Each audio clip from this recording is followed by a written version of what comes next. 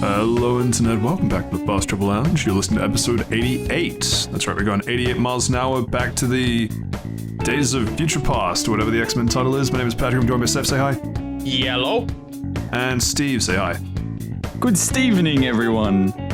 Actually, you know what, Saif? We joked that he might have been dead and washed and never coming back last week. And he is washed. That was horrible. No. The joke was that he wasn't coming back. I was right about the other ones. But We are so back, baby. That was a solid comeback. I mean, for all of the terrible ways that he introduces himself every week, that way, probably one of the not worst ones. You might say it's one of the introductions of all time. It's Stevening time, some might say. Some I gone too far? might say that indeed. How was your week off? What'd you get up to? I moved. Did a big move from Sydney to Melbourne. You were too near a school, or? Nah, it's just I was so popular in the state of New South Wales, they decided to move my success down south to Victoria. It's Tasmania? Right. Oh. No, Victoria. I'm not. When I move down to Tasmania, it'll be to sort out their inbred situation, but that's for a later time. There are so many questions on the back of that, but we won't touch any of those. Yeah, that's cool. I mean, you're sounding clearer. It no longer sounds like you're in in one of those aerodynamic testing tunnels that they put Formula One cars through, which I assume is the only recording situation that you had going for you. Yeah. I was a Formula One car. That's why you kept hearing. Well, that's why you couldn't hear the sounds of the car going past because they were faster than the speed of sound. And then by the time they'd driven past me, we'd finish recording, and then all the sound would be like. Right. Yeah, that makes sense. That's how it works, right? Sure. Can I go what have you now? been up to? I've is this around the lounge bit or just general? What have I been up to? Well, that depends. Have you been up to anything round the lounge worthy? I've been playing Bomb Rush Cyberfunk. I think that's around the lounge worthy.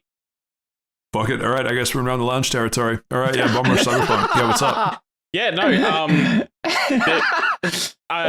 Steven and I have been waiting a long time for this game, and it's out. It's very good. I'm excited to talk about it, and Steven to tune himself out because he won't want to get spoiled about anything in it. But I mean, Steve, you've been playing it as well, haven't you? No. There's currently been a shall we say, an internet hiccup at my new place of residence. I absolutely hate strata bodies with every fiber of my being.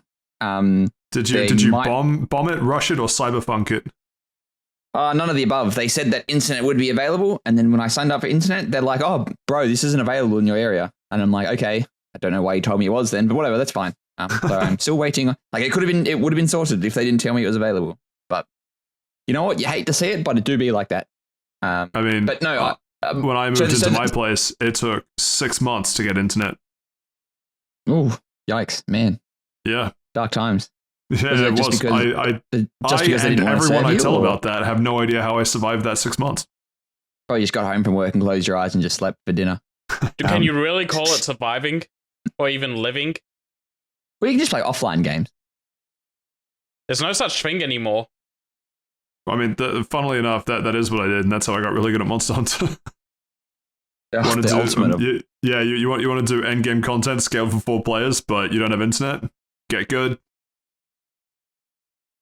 Unironically skilled. Thank you. Not a skill issue. Well, you didn't actually say you beat all those. I'm assuming you are. But whatever. Well, I mean, I did though. Okay. Yeah, sauce? Tomato. It came to me in a dream. Oh, choice. Crack pipe. Cool, as always. Please? Yeah, can we please? What have you actually been up to, if not bombing, rushing, or cyberfunking your internet? I've been playing Disco Elysium. It's a detective RPG. I kind of downloaded it because I'm playing on my Xbox. I downloaded it knowing that I would have no internet in my place. Or expecting it, because things always go wrong when you move. And it's been really cool to play. I've been playing it over the last, when I was in New South Wales, and I finally finished it. Great game. Interesting. What have you been up to? a couple hours of that. No, not recently, but just like I haven't finished Disco Elysium. I played a couple hours of it. I have some thoughts. I'm curious to get yours. What have I been up to? I am trying desperately to finish off Monster Hunter Generations before just so once and for all. It's the last thing. It's basically the only reason my 3DS is clinging to life. The 3DS, the circle pad, the little rubbery foot that you put your thumb in for the circle pad is now coming off because of how it's had thousands of hours of use. It is only natural for it to start disintegrating. You know what's way worse than that? It was when the PSP's analog nub came off. Oh yeah, that sucks because then it's physical pain while playing a video game. This one you just have to hold the rubber down like with pressure and it's fine. So I've been doing that. I'll probably do my random little 5-minute update. I'll just do it now actually because I realized Steve's gone for one episode and suddenly the formatting's all out the window. Yeah, so basically I'm trying to finish up Monster Hunter Generations because I know Generations Ultimate came out 7 years ago. I had that game for the Switch, I think. Yeah, Switch, yeah. They were 6 or 7 years ago.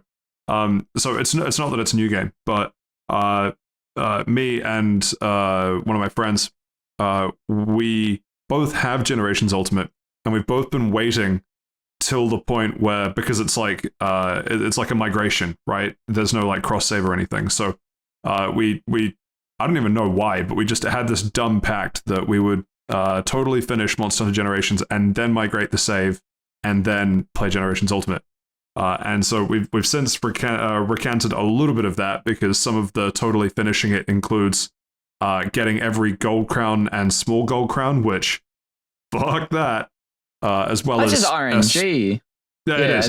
As well as S ranks on every arena quest, and it's that sort of stuff where it's like, yeah, you could spend another 100 hours getting that, but like, why?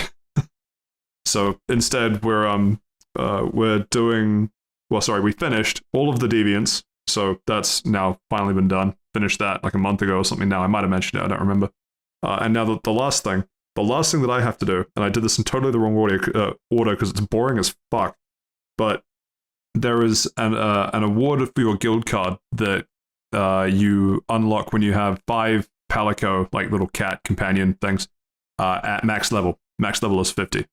I have definitely 3 at 50. I think I have 4 at 50, but the 4th or 5th one, the next one I'm trying to level up, is 41.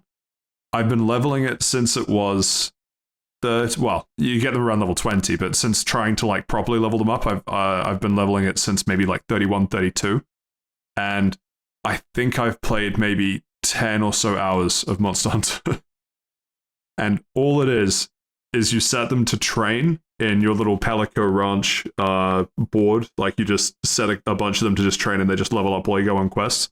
And so all you're doing, loading in with a bunch of Kelby horns, sticking the Kelby horns in the box, waiting 30 seconds for the game to go, you completed the quest, good job, rinse and repeat. And then every 10 times you have to like switch the training cycle over. It is the most mind-numbing I enjoy the grind in video games. This is a hard grind for me.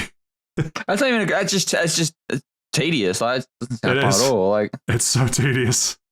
Do you have like a podcast or a TV show in the background? Well, funnily enough, I've actually gone through all of our older. No, that would have been such a good plug, actually. Yeah, it would have been. Yeah. No, you know what? I have been watching a show, but I don't really want to talk about it this week. Monster Hunter has been the thing that I figured I'd do my 5-minute update on. But you can't talk about it next week, big fella. We're not talking about it next week. So next week we're talking about the One Piece live action Netflix series. Oh, and we're not watching we're not. Have either of you heard or watched perhaps The Bear? No, I heard of it. I've heard very, very, very, very good things about it. Yeah, it's on my list. Just like everything I'm not going else. to talk about it too much because we're already past round of lunch and I completely forgot to bring it up. But went and watched both seasons of The Bear right on. Technically while playing Monster Hunter, but The Bear, particularly season 1, is so good, even mind-numbing grinding I couldn't even do mind-numbing grinding while watching it. It was that captivating. It's some of the best television I've seen in ages. It was crazy. Season 2. Ooh, okay.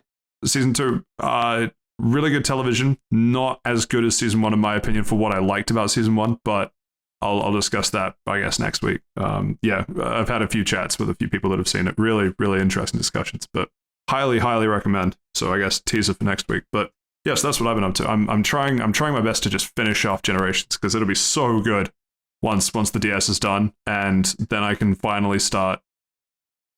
I mean, the time to beat for Generations is like 800 something hours for the 100%, which I don't think I will ever touch. Jesus. But even and how much of that is like RNG? Because my understanding is those large and small crowns, those are just exactly fucking RNG. Yeah, and you won't know until like after you've defeated the monster as well. Holy fucking shit. Although, I mean, it is a visual thing. Like sometimes, particularly event quests, they have cartoonishly large or cartoonishly small monsters, and so you can see quite obviously the physical size difference. Okay. But the problem is Generations Ultimate also has the largest roster of monsters, so it's a large and small crown for each of those. So it's a whole thing. But excited to play Monster Hunter on the Switch. And yes, I know I have Rise on the Switch, and I've played Rise on the Switch, but there's something nostalgic about the older games, which Generations was the kind of send-off of that style of game, because the one that came out after that was World, I'm pretty sure. It's the crispiness and the lack of aliasing. Entirely possible. But speaking of crispiness and lack of aliasing, tell us about Disco Elysium, Steve. Actually, no. Tell us about Bomb Rush Cyberfunk. Right. Yeah, so Bomb Rush Cyberfunk just came out. It's yes. So I said before, Steven and I have been talking about this every now and then whenever it pops up, and this is a spiritual successor to the Jet Set Radio games, to the point that they got Hideki Naganuma, the composer for the Jet Set Radio games, to come in and do 3 songs on this soundtrack. And there's 32 songs on this soundtrack, so there's a lot to go in to listen to. Just general kind of good vibes game. Like it's been really enjoyable to go through. It's on the cheap. I got it for it. Okay, so hold on. Did the game go up in price? Hold on, because on Steam it's saying it's $58.50, and I'm sure it launched at $30. So that's a little weird to see at the moment. I don't know what the hell's going on there. So perhaps for the people who haven't played Jet Set Radio, can you describe some of the gameplay? Yeah, sorry, I was just getting into the price for a moment, because it's going to say I feel like I got it at a fairly reasonable price. Jet Set Radio, so I played Jet Set Radio 1, and Steven can talk a little about Jet Set Radio Future, what it improved over the formula. But Jet Set Radio 1, you go into like these little Tony Hawk Pro Skater-esque sandbox levels where your objective is to go around and spray paint all of the major locations in them. But along the way there, you can just kind of do tricks and try to get a high score as you're doing that, and keeping the combo up to get a better score as you're going around doing those graffiti paints. And it doesn't get much more intricate than that, really. It's just about just having fun doing the combos as you're hitting those paint targets, trying to avoid the cops, because as you do more of them, police come in to try and stop you from finishing the level, essentially.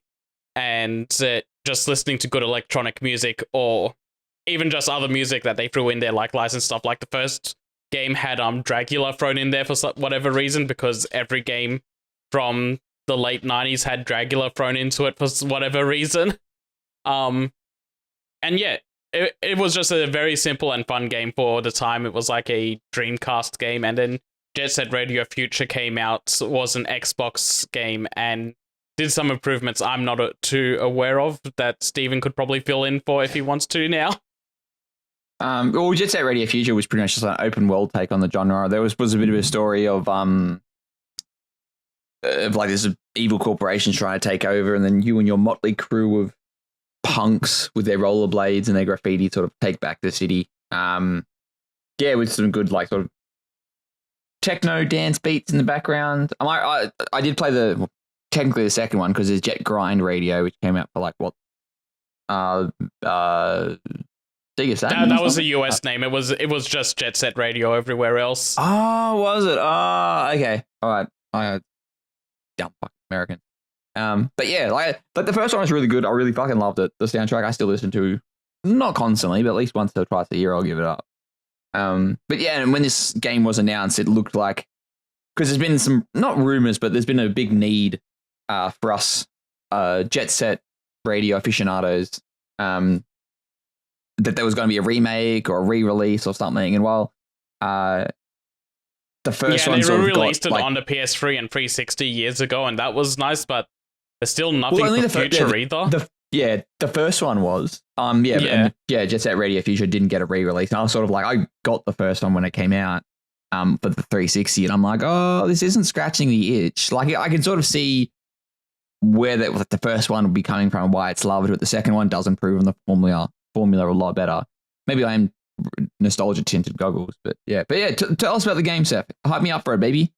Yeah, so Bomb Rush Cyberfunk is just taking everything that's been learned from Jet Set Radio and Jet Set Radio Future and kind of encapsulating into what they think the next step is. So it's still got those Tony Hawk Pro Skater-esque sandbox levels from the first one, but they're all interconnected to each other, so you can just kind of like travel from level to level as like very seamlessly, just a little loading screen between them. There's even like a taxi service, like crazy taxi throwback sort of thing where you find a taxi stop and just quick travel to whatever level you want, so you don't have to go through all the interconnecting ones.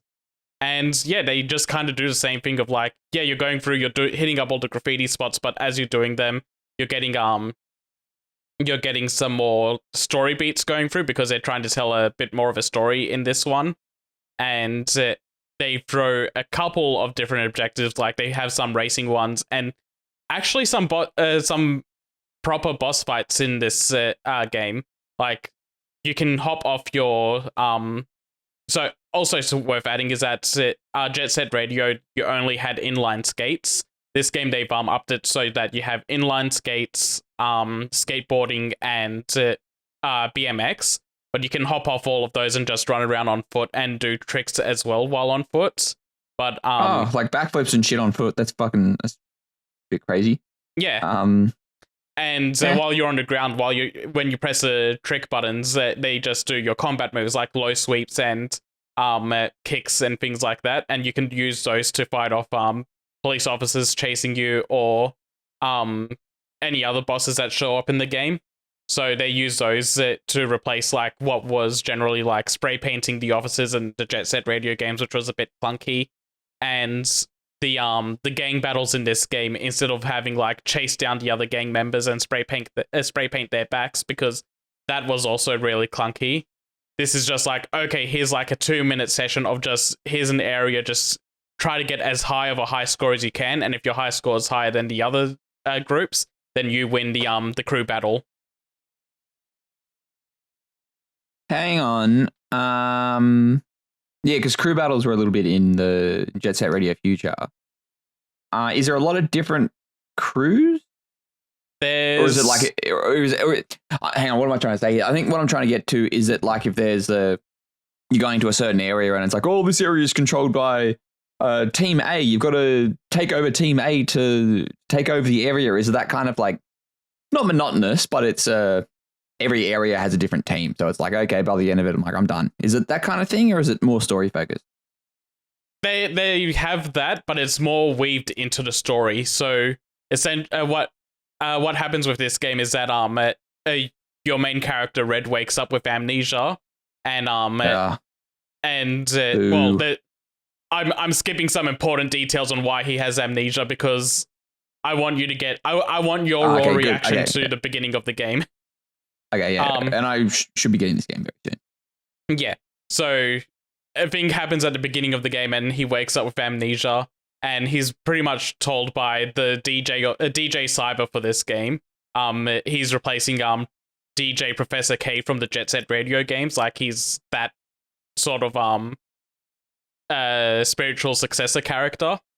He's taking the role of the villain in this game, and he's like, okay, so robots have memories, and I'm going to jack into your head for a moment to try and dig into what I can. And the only way, once you go through like this weird memory trip level, you get told, okay, so essentially what you have to do if you want to face off with me and get the answers you're searching for, you have to go around and take over every block and get all city is what they call it. So basically your gang runs the entire city.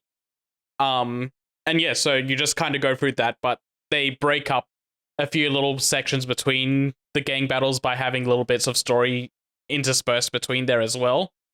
And something that also that's kind of neat is that they use the they use a trick system as well to do platforming levels. So like I mentioned, I said that memory trip level before. Every time you finish a crew battle, Red passes out and has to go through like uncovering more of his memories, and all of those are presented as platforming levels where you're grinding along rails and making big jumps and jumping from rail to rail, and other like big vent jumps and things like that. It's a really unique twist to do like these platforming levels in this sort of game, because in Jet Set Radio, I think they were only ever used to like reach really high areas, but they were like very few and far between. So it's interesting to get like a few levels that take advantage of that, as well as having those big high up areas you need to platform to in the main levels. Okay, that's pretty cool. Yeah, it's all really good and fun. And they go pretty intricate with like how you have the trick system in this game. Like you have to lean into hard corners to get your multiplier up and do wall riding and break up rail grinding and wall rides and ground tricks and manuals to keep your score fresh without getting stale moves. So there's a lot to dig into if you want to try and get into high score combos in the stages as well. It's like when I first got to the hideouts, the movement in this game just felt really so good that I just kind of spent like 10 minutes just not even 10 minutes, like I think it was like half an hour just kind of in the first area you wake up in, just kind of going around tricking and hitting graffiti tags everywhere that was available at that time and just having a blast moving around.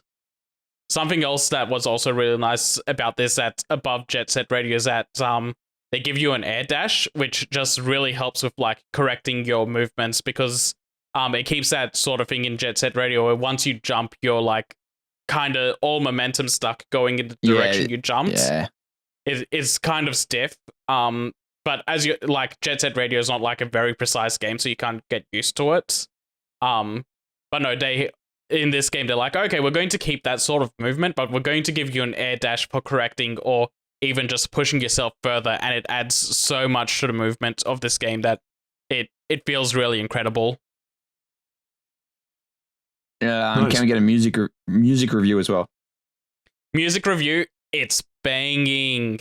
But like all of the tracks that Hideki Naganuma did are all fantastic and the best tracks in the game, hands down.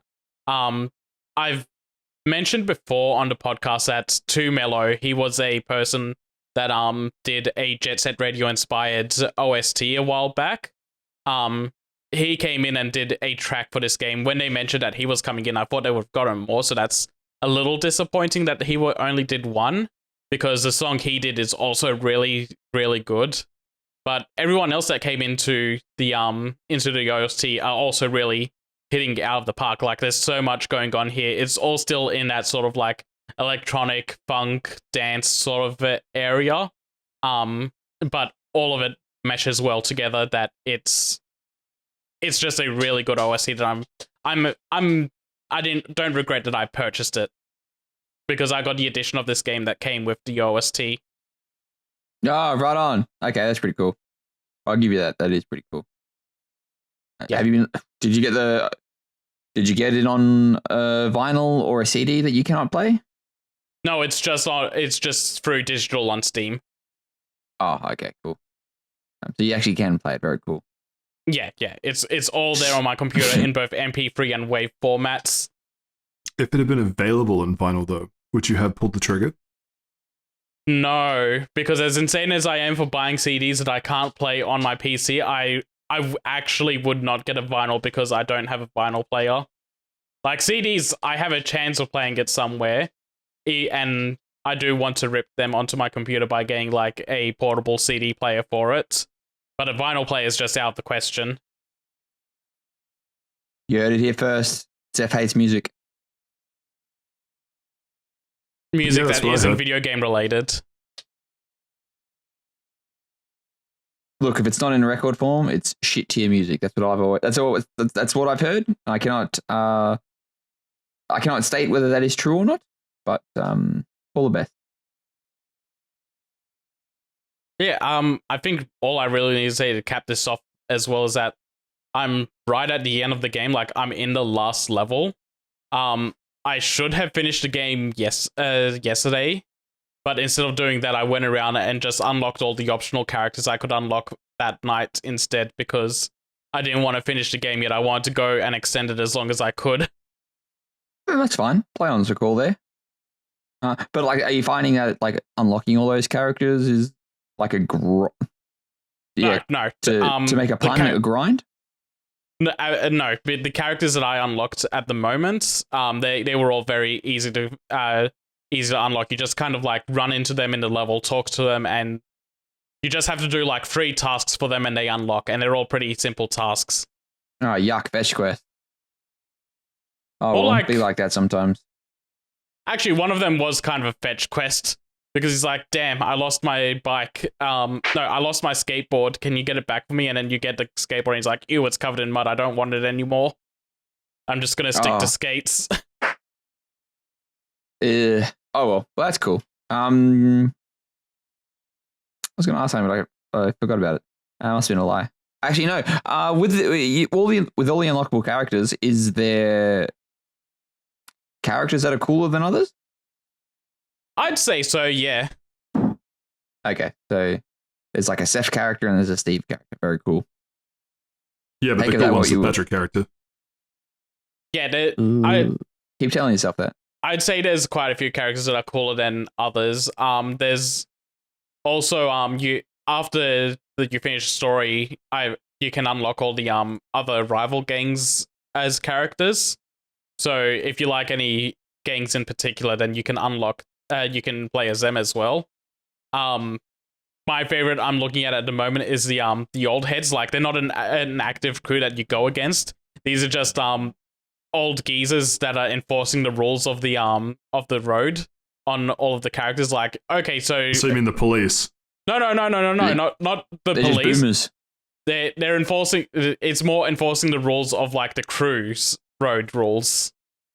So like if there's any beef to settle, then they have to do a crew battle, and the old heads are the judges of who come out on top. And if they don't follow the bets, then the old heads have to step in, sort of thing. I guess that's okay. I just kind of like him because one of them's just this old dude carrying a boombox everywhere, and when you unlock him, you can pull out your phone at the same time. So he's riding on a BMX no-handed because on one hand he's got the boombox and the other he's carrying his phone. Okay, that's pretty funny. Cool. And yeah, overall, out of 10? Yeah, overall, like I'm probably looking at I want to say an 8 out of 10. Ooh. I could No, I'm arguing between an 8 or a 9 because I just kind of generally vibe with this game really well. But I'd probably knock it down to an 8 because it is a very short game. Like Is the 8 also based on you getting it possibly cheaper? Yeah. The 9 it would push to a 9 for being cheaper. That's very interesting how you think you pay. You go fact check that for us, Seth, because I've been looking up as well. It doesn't come out to Xbox until next week, which is fucking insane. Because it's the same week as Starfield. But yeah, that seems pretty cool. That like you got it for cheaper. It looks like it's $60 on the Switch at the moment, which is full price Switch game. So it'd be very interesting to see the price point for the Xbox. Like full price for an Xbox game is like what? Got 110 Australian at the moment. Man, imagine paying 110 Australian and then realizing it's an Xbox game. That's why you get Game Pass. Why imagine paying for a video game? Yeah, there we go. Would not be me. You know what? Just imagine dragons. Now we're thinking. No, now we're Actually, imagining. you know what? Imagine all the people. Okay, no, I did pay that much for it. It was only like slightly cheaper. It's gone up like $6 since I bought it. $6. I think because I got it in a bundle, it took a little bit off the price off. Wait, so if you got it in a bundle, Like the game and soundtrack bundle. and you pay cheaper than the base game. Not cheaper than the base game, but like it took a little bit off the price off each individual thing. Yeah. So yeah. Okay, I'm with you now. I'm with you now. Sorry, I thought you said the bundle was cheaper than the individual game, and I was going to be like, all right, very cool. Neat. Yeah, you've gotten really me excited for it. I've been seeing some gameplay videos out there, and I haven't. I'm not going to do the Persona 3 thing where I listen to the soundtrack at work and then burn myself out by the soundtrack. So by the time I play the game, I hate the soundtrack. Yeah, I've only listened to a couple of things on my own outside of the game, but it's one of those things where it's also like I'm playing this game actively at the moment, so I don't want to burn myself out of the OST, and I'll put it into a playlist rotation after I finish. Is it like one song that blows everything out, like a Concept of Love? Yes. I think it's. Hold on. I think it's. Yeah, I think it's The People by Naganuma uses the yeah, I've heard that one. Yeah, that's the one that I heard. Yeah, I think it uses the same the same source, like as sound sources as the Concept of Love. Okay, cool. One of his songs like samples from the same thing as Concept of Love. But yeah, that's a fun thing to do as well. Yeah, when I heard that Naganuma was on it, I thought it was like, that's fucking sick. Like, let's fucking go. But then I heard that like, oh, he's only doing like, what you said, like 2 or 3 songs. I don't know. Yeah, like, they only got him for free. I think I wanted him to do a lot more. Yeah, him and 2 Mellow, I wanted to do a lot more. I think that's essentially what brings down the game a little bit for me, is that out of everything here, I wish there was more. Like, they delivered really well, to the point where every time I've mentioned it to people, I'm like, yeah, they didn't just understand the assignment of copying Jet Set Radio, they fundamentally changed the curriculum for it, that now Sega are going to be in trouble when they do their Jet Set Radio comeback. Yeah, I'm sure Sega's doing that right now, aren't they? It was in the same leak as a Persona 3 leak. Yeah, yep. Look, until I see a trailer, it does not exist. Might have been canned or something, I don't know. Sega does weird. No, it's even worse. It's going to be a live service game. You know what? You're out. Even saying that, it's not funny. I hate you. Yeah, that and Crazy Taxi are apparently going to be live service games. Yeah, I know. Fuck it. Fucking Sega. How many times do you have to fucking tell them? Like, at what point is it like, how many games have to like die? Like Suicide Squad, Babylon's Fall, that Avengers game. Like the Avengers game, if that can't work on live service, you know what? We're just yelling at each other about dumb live service games at this point. Let's call it. Right, time 8 out of 10. Move on. Yeah. That's all I really had to say about it. I really hope that you enjoy it when you play it, because yeah, like it's just been hitting everything out of the park for me. Oh, frothing at the gash of this one, fellas. Never say that again.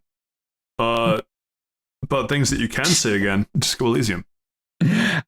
Cool, wonderful. My time to shine. Did you detect the RPG? I did. Some might say that. Yeah, no, I did. So, and how do I even explain this game? So, Disco Elysium, it calls itself, like, I'm saying it's a detective RPG because that's literally what it's called. On the title, it's called a detective RPG. You're an RPG that's also a detective? That's crazy. No, it's a DRPG. So it came out a couple of years ago, I think 2018, 2019, I'm pretty sure. That sounds about right, yeah. Yeah. And then it got re-released for like consoles, or like it got a final cut edition for like consoles and for Steam as well. And that came with a bunch of like just quality of life improvements plus voice acting. Because this is a very heavy narrative driven game and it's all text on the screen essentially, like it takes up about a third of the screen. And I reckon probably the big tick in its favor is the fact that there is voice acting in this. The voice acting is fucking phenomenal. Like the variety. I'll get back to the voice acting in a sec. But I call it a RPG because that's what it calls itself. Essentially, what this is very close to a visual novel. I'd call it as a bit more exploration and role-playing elements. Like there are skill points you get, there are levels that you can level up, but there is no traditional combat.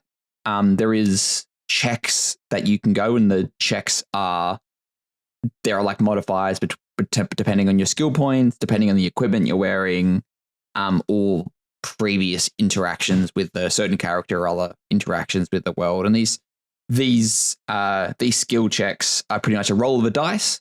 If it's a high dice roll, it's there are various degrees of what you need to be successful. Like it's different, to use a Dungeons and Dragons term, DC rating, which means a certain rating you've got to beat.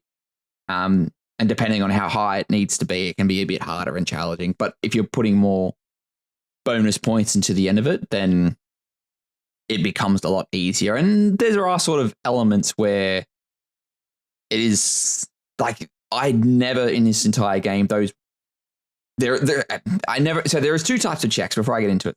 Actually, you know what? I'll take a step back before I delve into the mechanics of the game.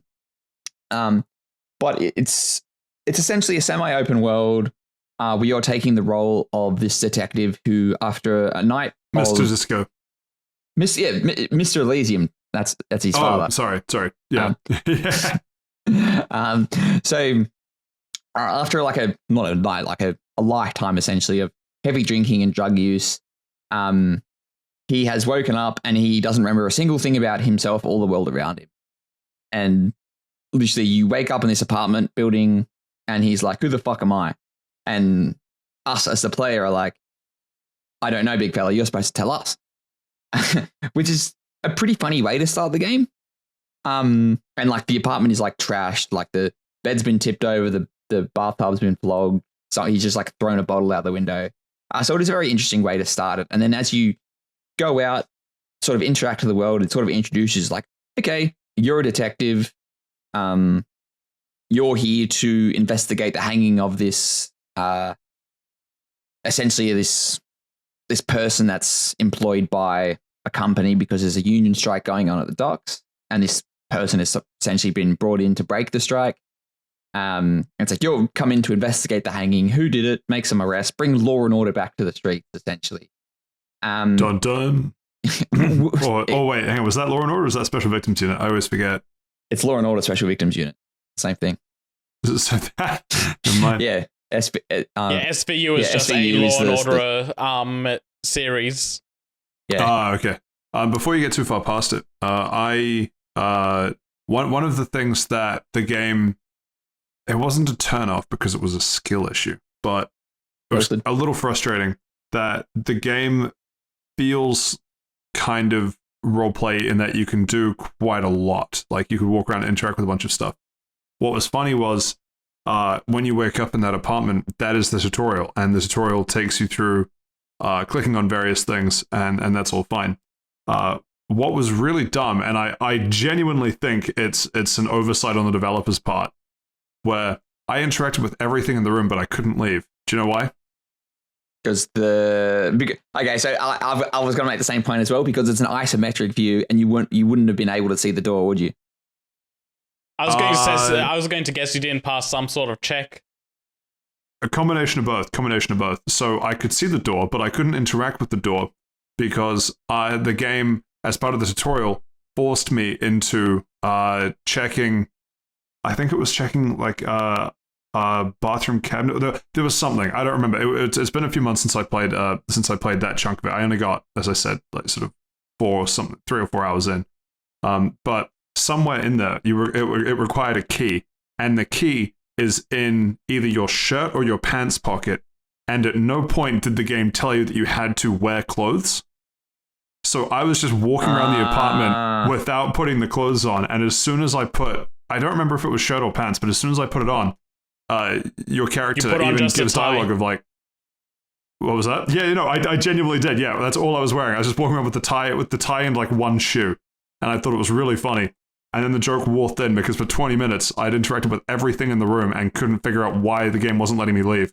And then I go to put on a shirt, and then the character's like, oh, there's a key in this pocket. Maybe this will get me through some door. And it's just like, like you could have delivered the tutorial by just putting the key somewhere in the room. That's no really big adventure game logic where it's like, well, there's a lock here. I got to go through my inventory and try everything, and the character has dialogue for all of them. That's fine, but it's not inventory. It's like an equipment page. You have like equipment based on like what you're wearing and an inventory screen. And I don't know about you, Seth, but it wasn't intuitive for me to think, the key must be in my equipment list because I would wear a key. If my memory serves, it's like because you probably doesn't. But no, you're picking up clothes in the room, and like when you pick up one of the clothes, the tutorial thing is like, you can equip clothes in this menu. I'm like, okay, cool, I'll equip them now, and then it says, oh, you've got the key. So I think you just got filtered. But why did you equip it now? Like the game is like, you can equip. Yeah, thanks. I know I can. Well, why wouldn't I? I don't want to see him walking around with his beer gut and his underwears and one shoe. And a tie. We have to get the tie down. It's on the fan, and I nearly missed it. Because I wasn't clicking on everything because I didn't have that problem with the key. But that's so you were just going to leave without the tie, and the game would have just let you do that, but the game doesn't let me leave without fucking finding the key in my shirt pocket? For the viewers at home, this tie is it's called the horrific necktie, and it's the ugliest tie known to man. And it talks to Harry. It gives some running commentary throughout the thing, and the game heavily wants you to wear this because I think I went to leave, and then like the horrific necktie is like, hey, where you going? Put me on. Then you have to fucking do a check to get it off the fan, and I failed the check the first time, so he just falls down, and he has to get up and fucking get it. It is pretty funny. I don't know if it's real or if it's just a meme, but I've heard of people saying that Disco Elysium, you can just like get so low stats in your character that just trying to sit down in a chair can roll into a death roll. I haven't seen that one, but going back to what I was saying before, all the checks in this game, I never saw a 100% check. Like, even there was this one where I was like, because when you build your character, you can pick like a certain aspect of your character, and it essentially gives you not max stats, but like a higher stat pool than the rest. I chose psych because I thought it'd be funnier. So I had like a big psych build, essentially a bunch of clothes that were boosting. I think it was volition or something. So I had all of that, and I had a bunch of like an extra 10, like pretty much plus 10 points based on other things I'd done with the world, and only had a 97% chance to roll successfully because the way that it works, there are critical failures where you roll a double 1 on the dice, and there's critical successes where you roll a double 6 on the dice.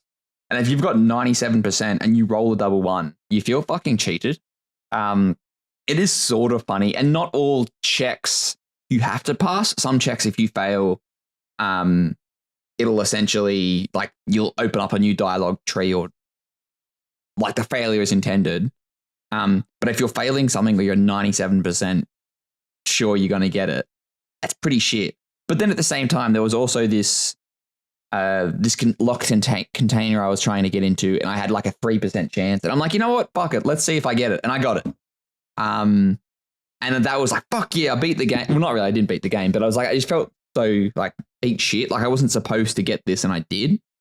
So that kind of checks are pretty rough. And there are two types of checks as well. There are white checks where it's like, it's not essentially minor, but you can redo them by putting a point in that skill pool. So going back to the example of volition, let's say I fail a volition check, I can just put an extra point in volition and then I can try it again. Sure, that does, because you can really only put, depending on your build, you can only put a handful of points into the skill. And if you've got no skill points from leveling up, you can't do it. So you have to wait and go do other things, then come back. But there are red checks as well, which are very heavy, important checks. And if you fail those, it's like, nah, fucking too bad.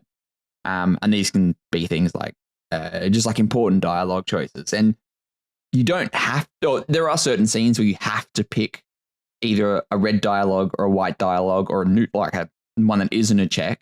But there are certain times where it's like, okay, I can see that is a red check. I'm going to leave out of this conversation, put on equipment, because different equipment has different factors to how it influences your skill points or your skills. And then I'm going to talk to them, and then the red check becomes easier. There is still, like, it's sometimes, depending on what you're wearing, instead of a 40%, it becomes a 60%, which is like, I'm not going to try a 40% skill, but I'll try a 60% skill. I'm sorry, but you're saying red checks, and that's just reminding me of stories I've heard of this game where people have gotten locked into having to either make a racist check or a communist check, and they that's their only two options in a given dialogue situation.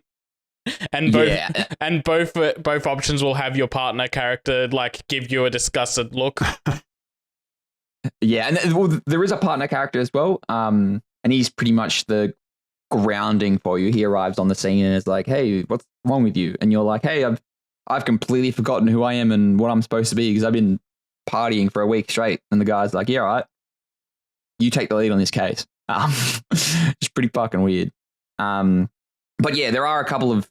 This is a very heavily political game. Like, it does take place in like a fantasy world, a fictional world in a fictional country, all the things. But there are definitely underlying themes of communism, fascism. There's also one guy that you have to talk about race theory, about like pure races.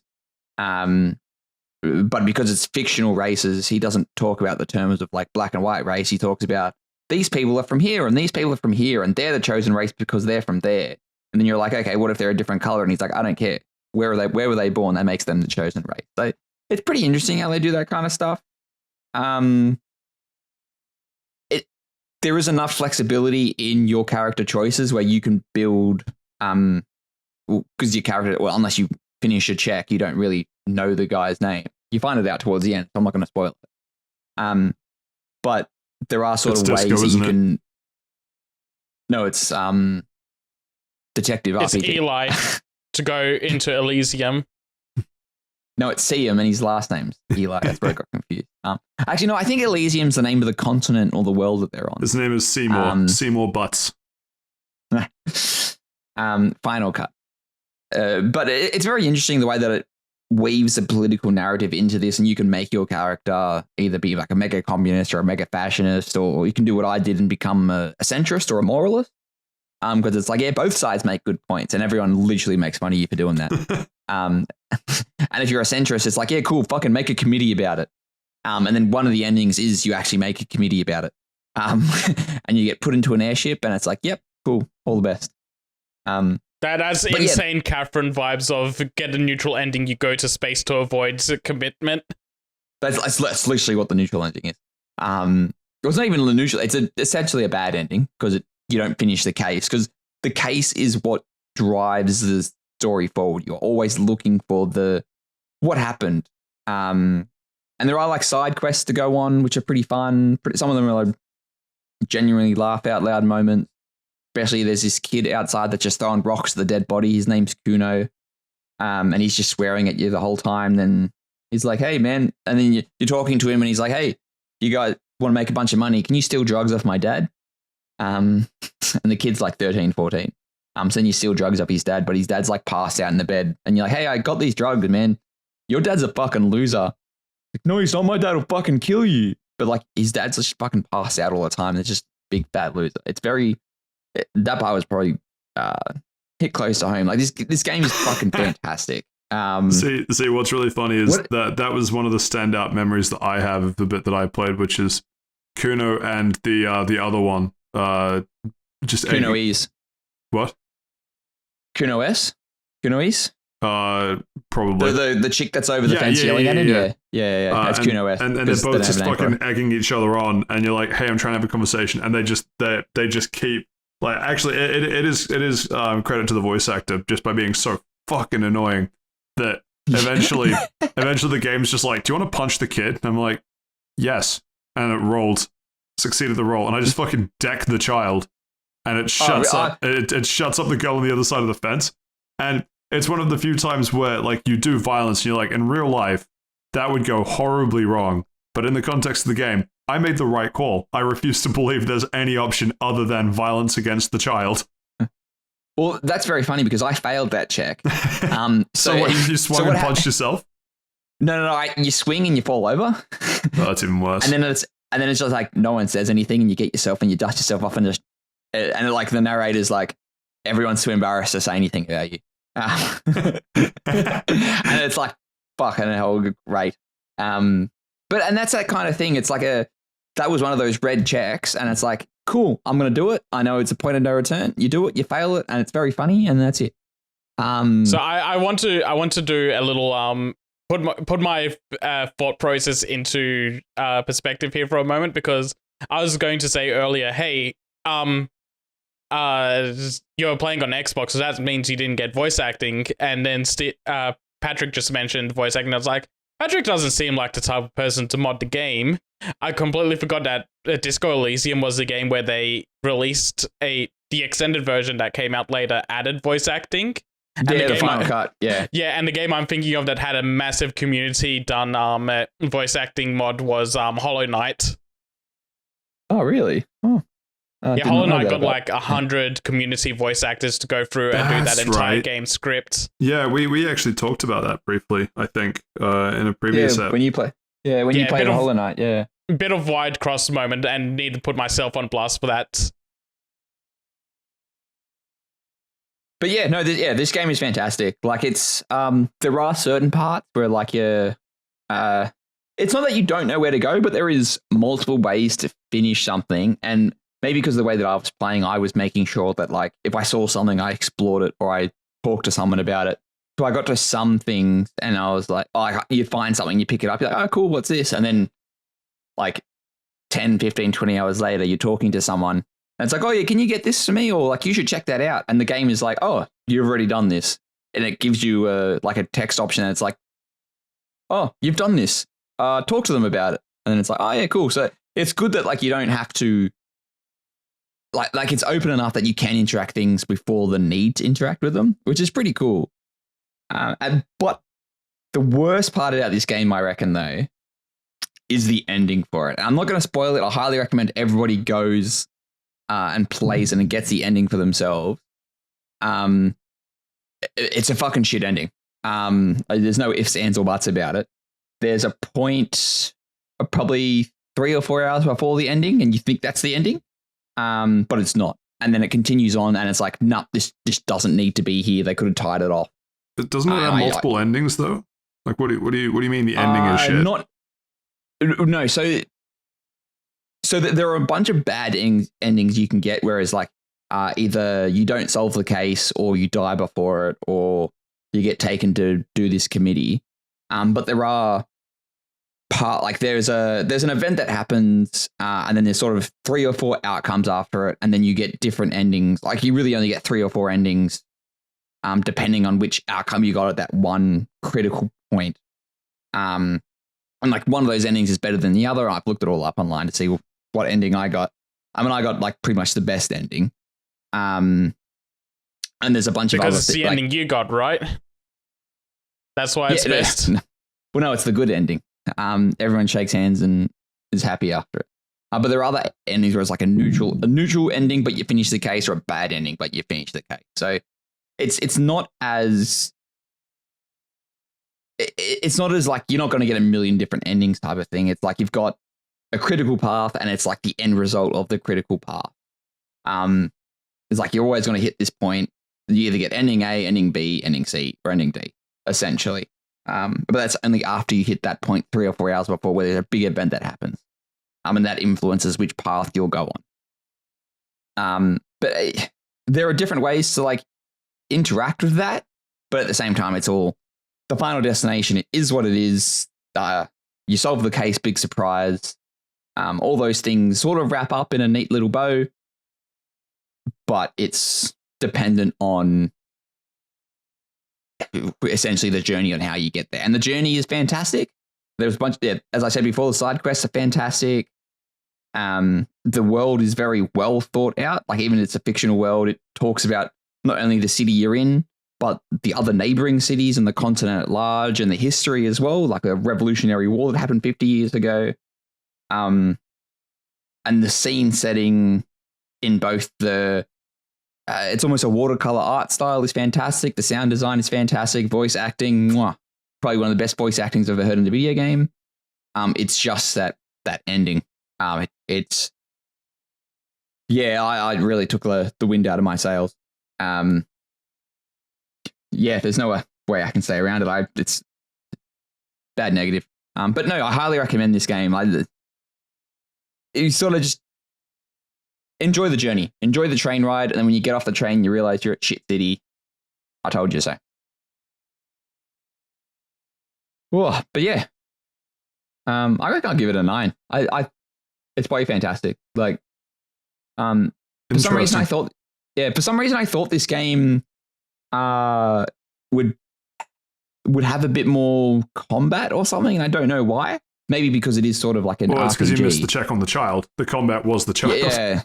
Yeah. No. It's interesting that you give it a 9 because I mean, I'll be brutally honest.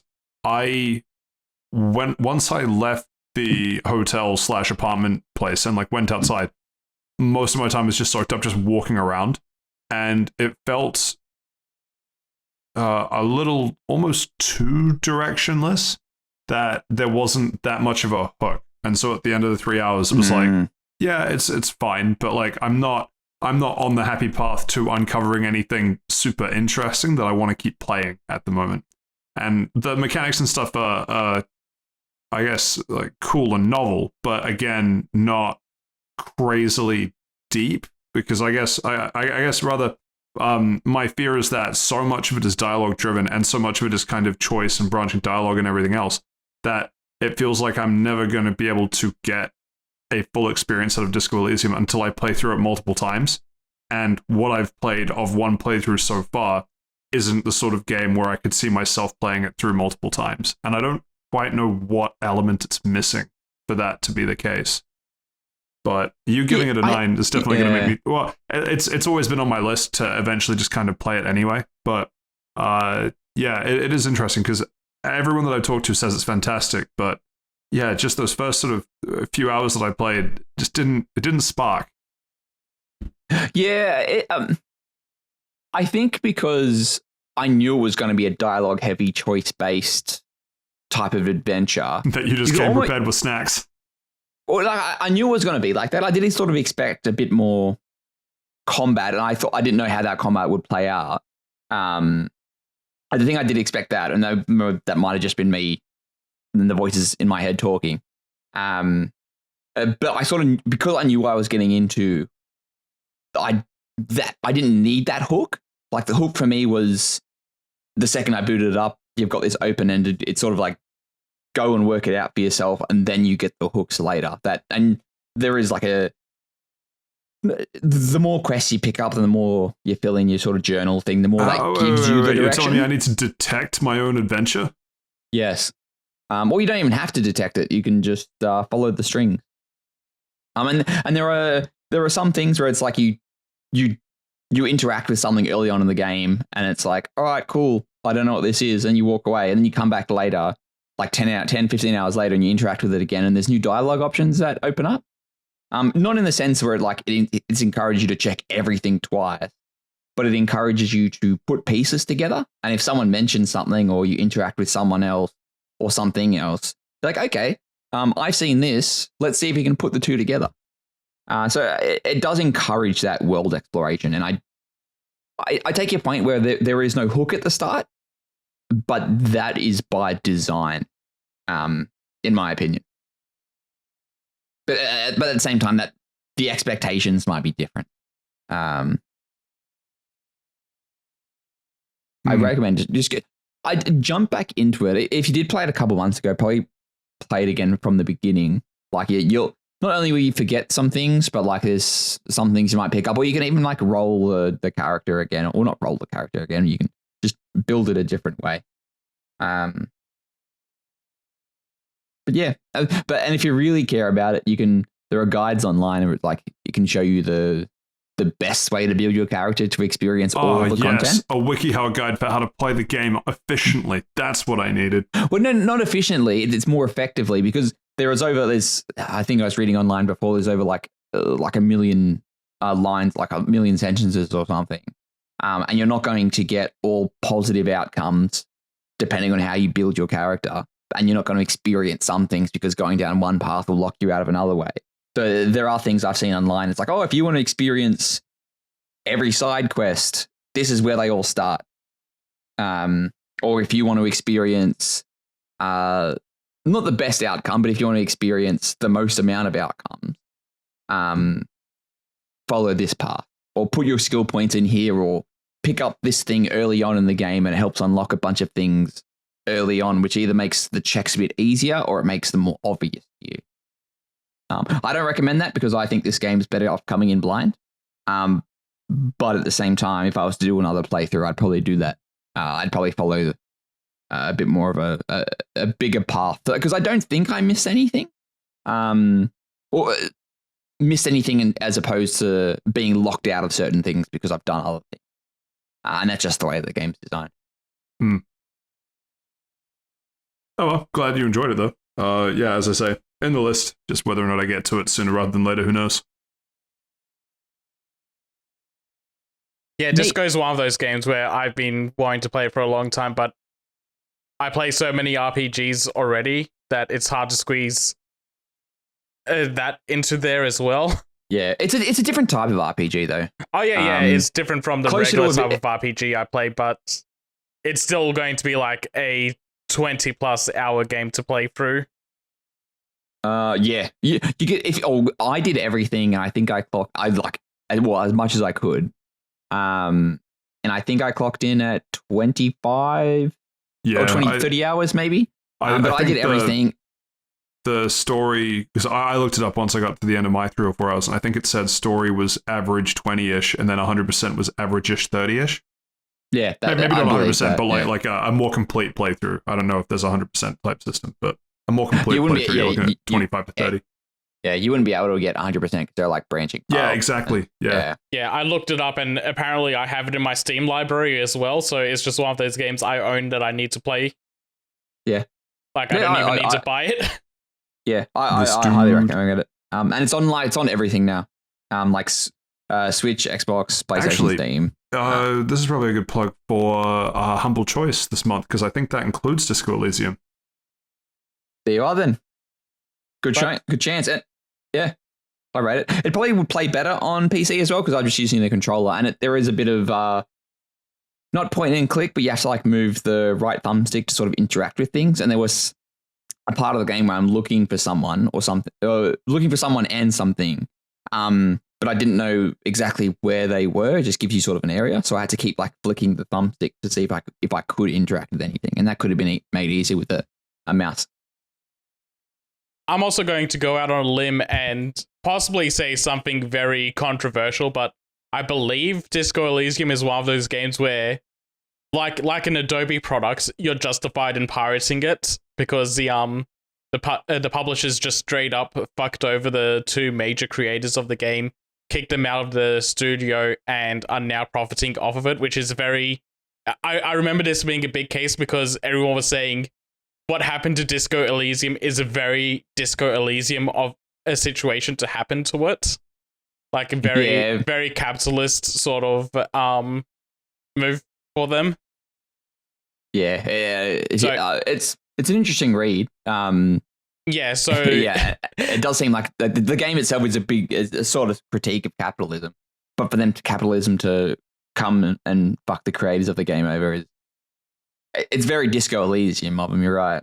Yeah, so if you don't have the money, it's fine. you're justified in getting a free copy of the game and not having to feel guilt over it. The make a Disco Elysium 2.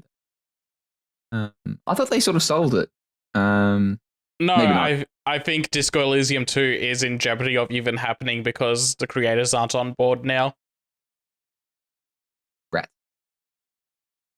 Oh well. But yeah, Disco Elysium, go play it. Cool. Well, thank you for that, Steve.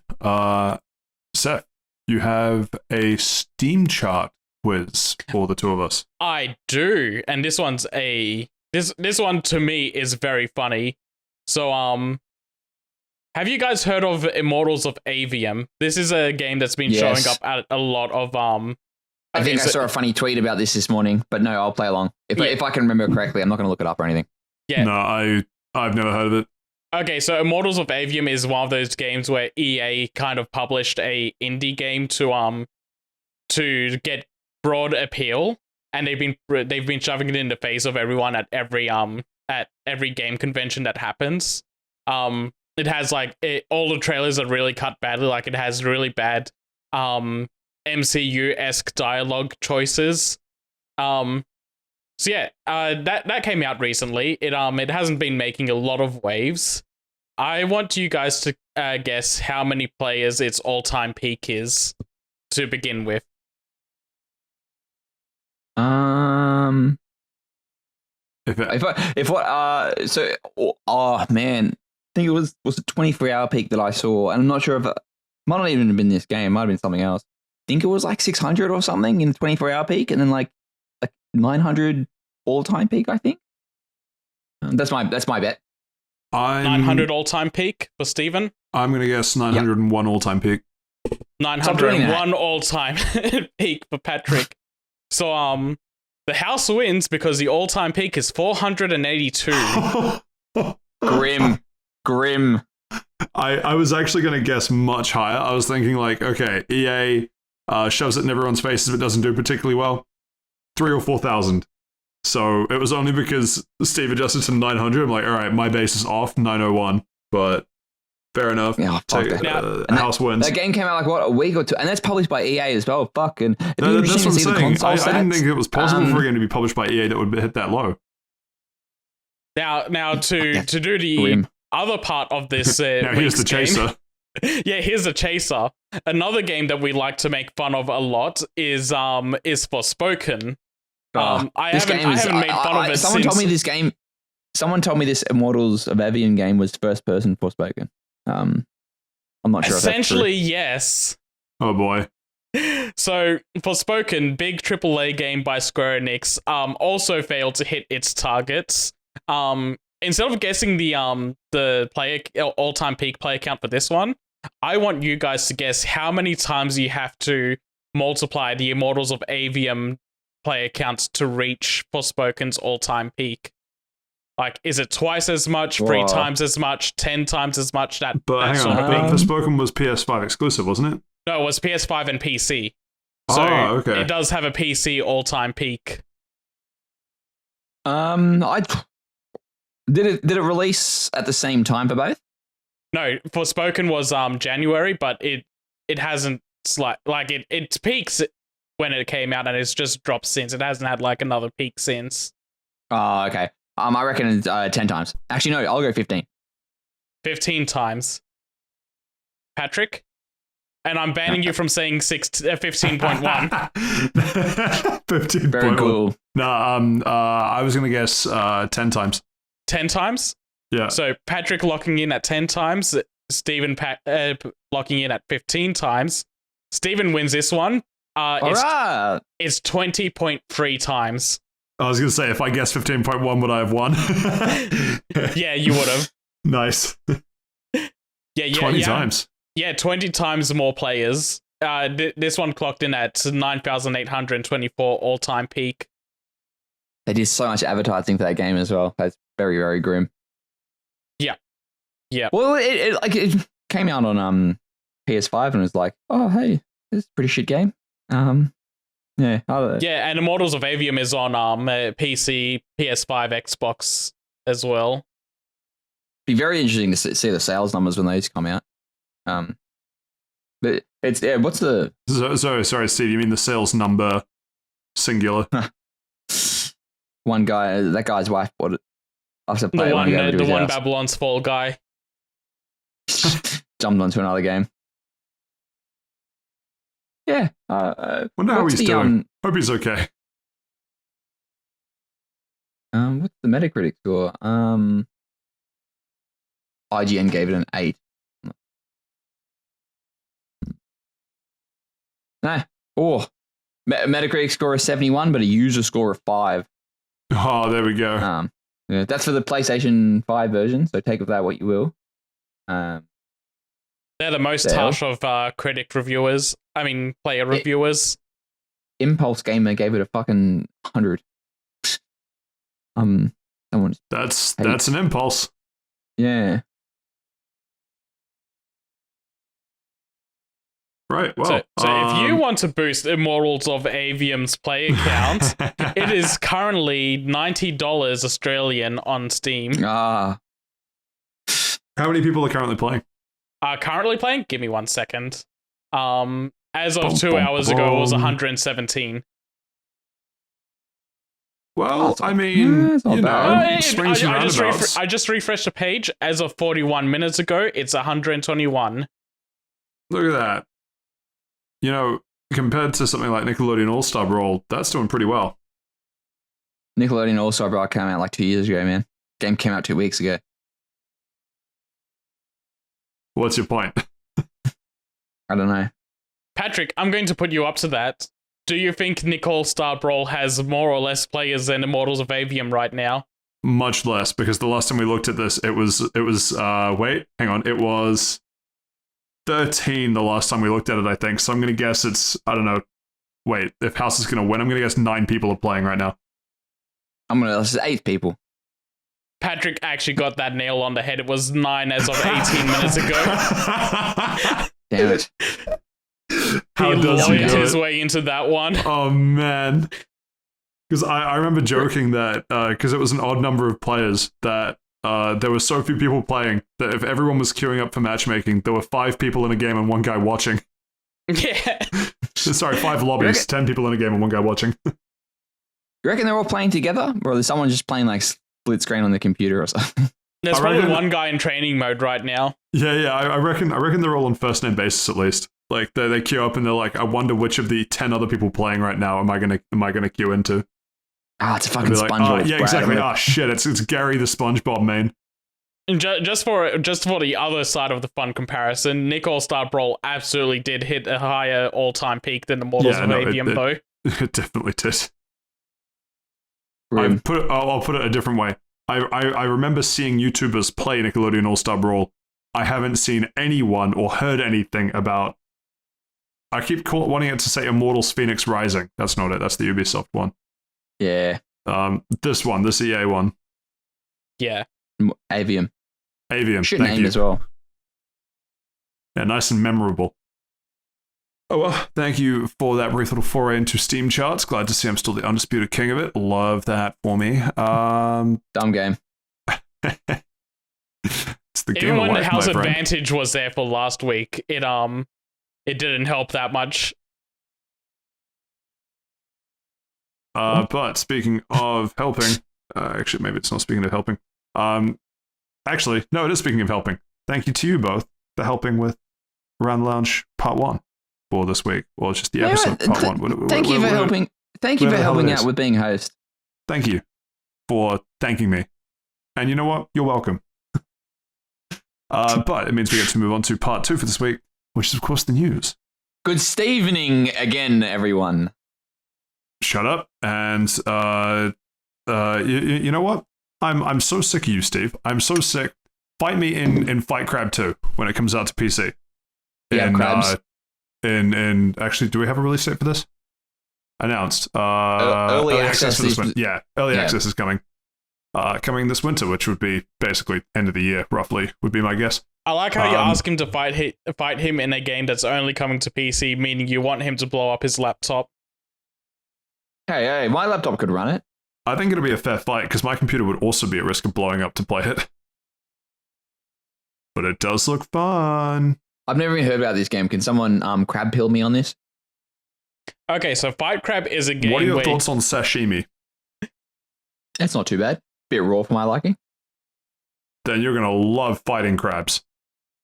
Yeah, Fight Crab is a game where you play as a giant crab, where you can pick up basically any sort of weapon in the environment, or even like jump onto vehicles to try with the express goal of knocking the other crab onto its back for a free count. Both crabs are invincible. It's just the more damage you take, the easier it is for you to flip the opponent over onto their back. The trailer for this is fucking It's literally psychotic. like Smash, but there are less anime sword fighter characters. But there are anime crab fighting characters.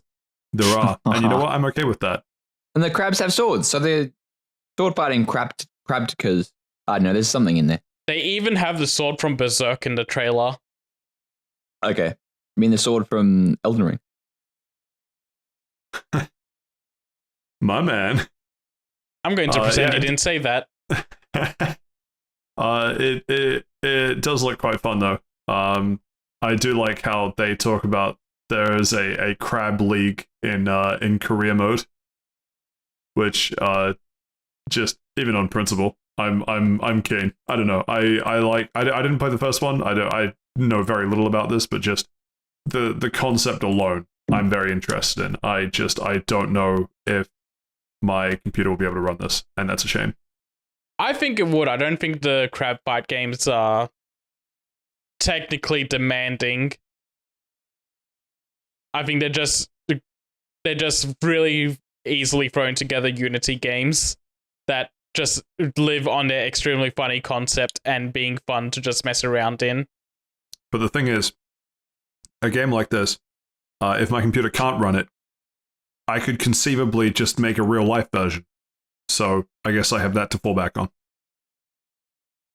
What are you going to do? Just sticky tape a knife to a crab's claws? Crab's claws are knives. No, they're scissors. They're what are scissors but two knives? Whoa, here we go. It's like rock, paper, scissors, but I tape one of the rocks to one of the claws, and I'm the one holding the paper. So we see who wins. Yeah, I don't know. What are you guys' thoughts on this? Looks interesting, but that's basically all I have to say on it. I don't care. Okay, well that feels hurtful, but thank you, Steve. Seth, final before we move on. It looks fun. I'll definitely keep an eye on it and try it out when it comes out. Yay, yay crab, yay fight, yay too. Well, I've got a funny. You reckon it's got roll crab netcode? Yeah, that's really good. You guys wouldn't get it. Which part of that was the joke? The delivery. So you see how like Seth's always talking about rollback netcode. What I was trying to do there was do a pun. And you think he's a crab? That makes sense, actually. Yeah, I get you. No. I was trying to make rollback. No, I'm just very crab. crabby. Yeah. Is that how Mr. Crab laughed? Can we move on? No, I like it when you make yourself look like an idiot like this. Very, very common. Did it twice in like what, a minute?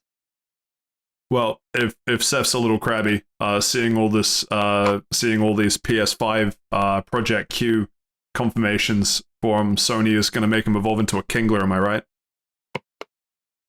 Yeah, Abominable. No, you're right. I'm going to be that. I'm going to be a Gigantamax, where I'm just G-Max. Yeah, where I'm just spewing bubbles everywhere. Yep, that's what it is. Anyway, that was a really badly timed segue into what? No elaboration. I'm trying to elaborate on what Project Q is. What you want to elaborate on? I realized I interrupted you, and I've already said, go, hurry, get me out of here. I'm going. All right, you know what? Next crab fight, I'm strapping a shovel to Steve's claws. Mm. This seems to be all they're good for. Let him crab. Quick, insert the totally copyrighted music of Crab Rave by Monster Cat. Actually, it's not by Monster Cat. Getting distracted. Anyway, Project Q, the project known as Project Q, has now been confirmed. I feel like basically everyone knew this. I don't remember if that was via leaks or not, but we're getting the PlayStation Portal, which everyone thought was like some really cool PlayStation Vita successor, and then they were like, nope, just an Android tablet that connects to your PS5, as well as some Elite earbuds and an Elite headset. It's a Switch that connects to your PlayStation. It's the Wii U. They've made the Wii U. I mean, kind of. Essentially worse since it's through remote play, which means you have to connect it to a Wi-Fi connection. Oh, yeah. It'd be like cloud-based Wii U. Man, cringe. I remember seeing something. Maybe it was just a piss take, because I don't think any of this is out yet, or people being able to get their hands on it. Maybe have some people got their hands on this? Particularly there's an IGN video I watched where they had a hands-on impression about it, and they were trying really hard to upsell it. Like, even through their quick look video, they were essentially going, we don't know who this is for, but if they exist, I guess they can get some decent use out of it. Because I remember seeing something about reverse engine. So it was one of two things. Either someone reverse engineered bits of the PlayStation Portal and got it to just run an emulator on it, which, haha, funny, good joke. Or someone just ran a PS5 emulator somewhere else, in which case they've already beaten out the PlayStation Portal because they can just emulate it on a handheld. I don't remember which of those stories it was, but I saw one of them in the last couple of years. Okay. Last couple of weeks. It could have been the Steam Deck. It could have also just been, because like the PlayStation Portal is effectively just a glorified Android tablet.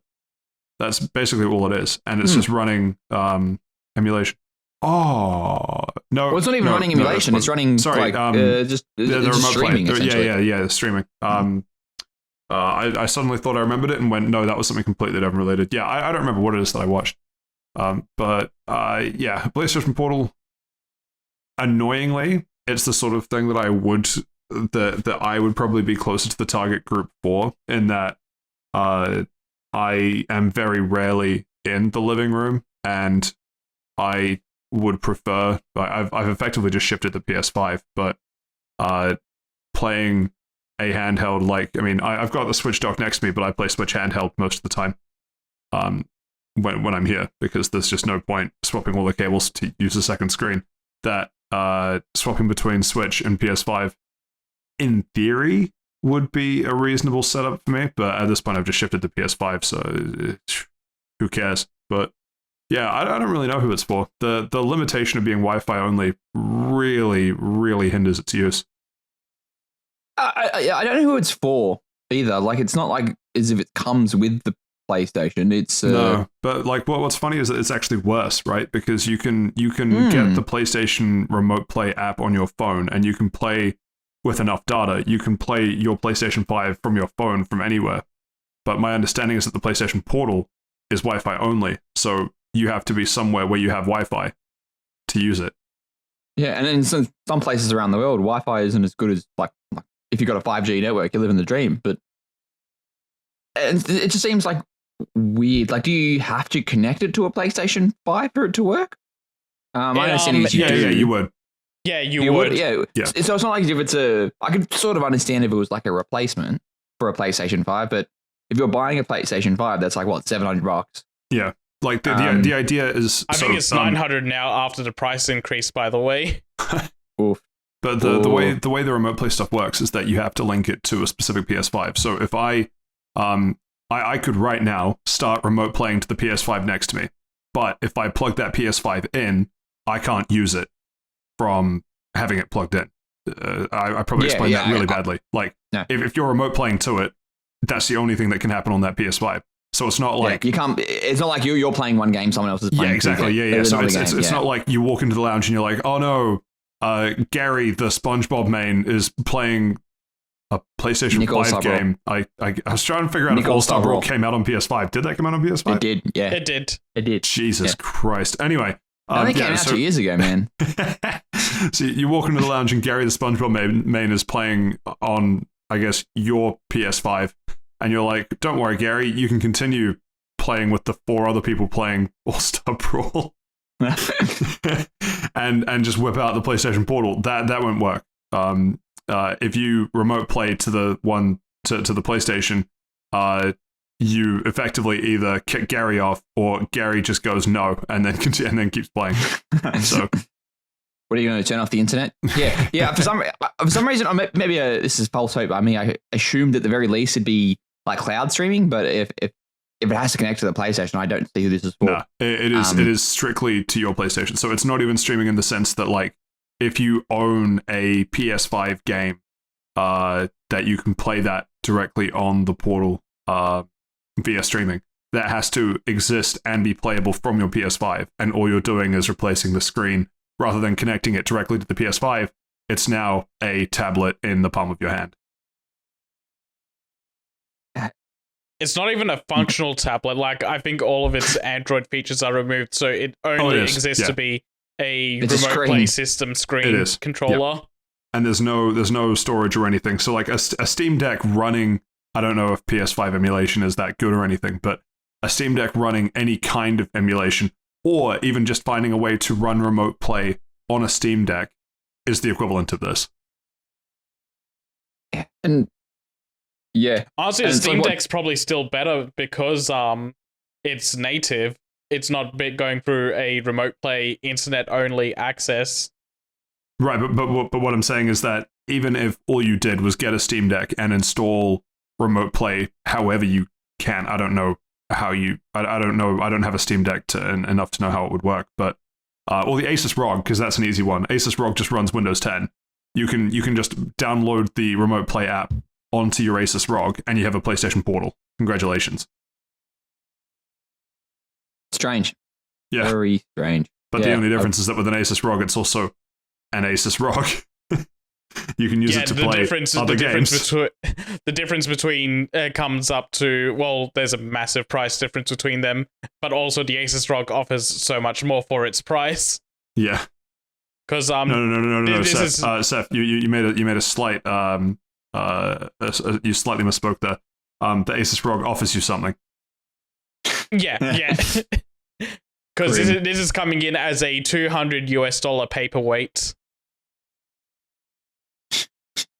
And someone like, they're probably, I unironically believe there'll be like people that pick this up expecting it to be a portable PlayStation, and they'll quickly realize it won't be, and then get returned. I'm very interested to see how these sales numbers go.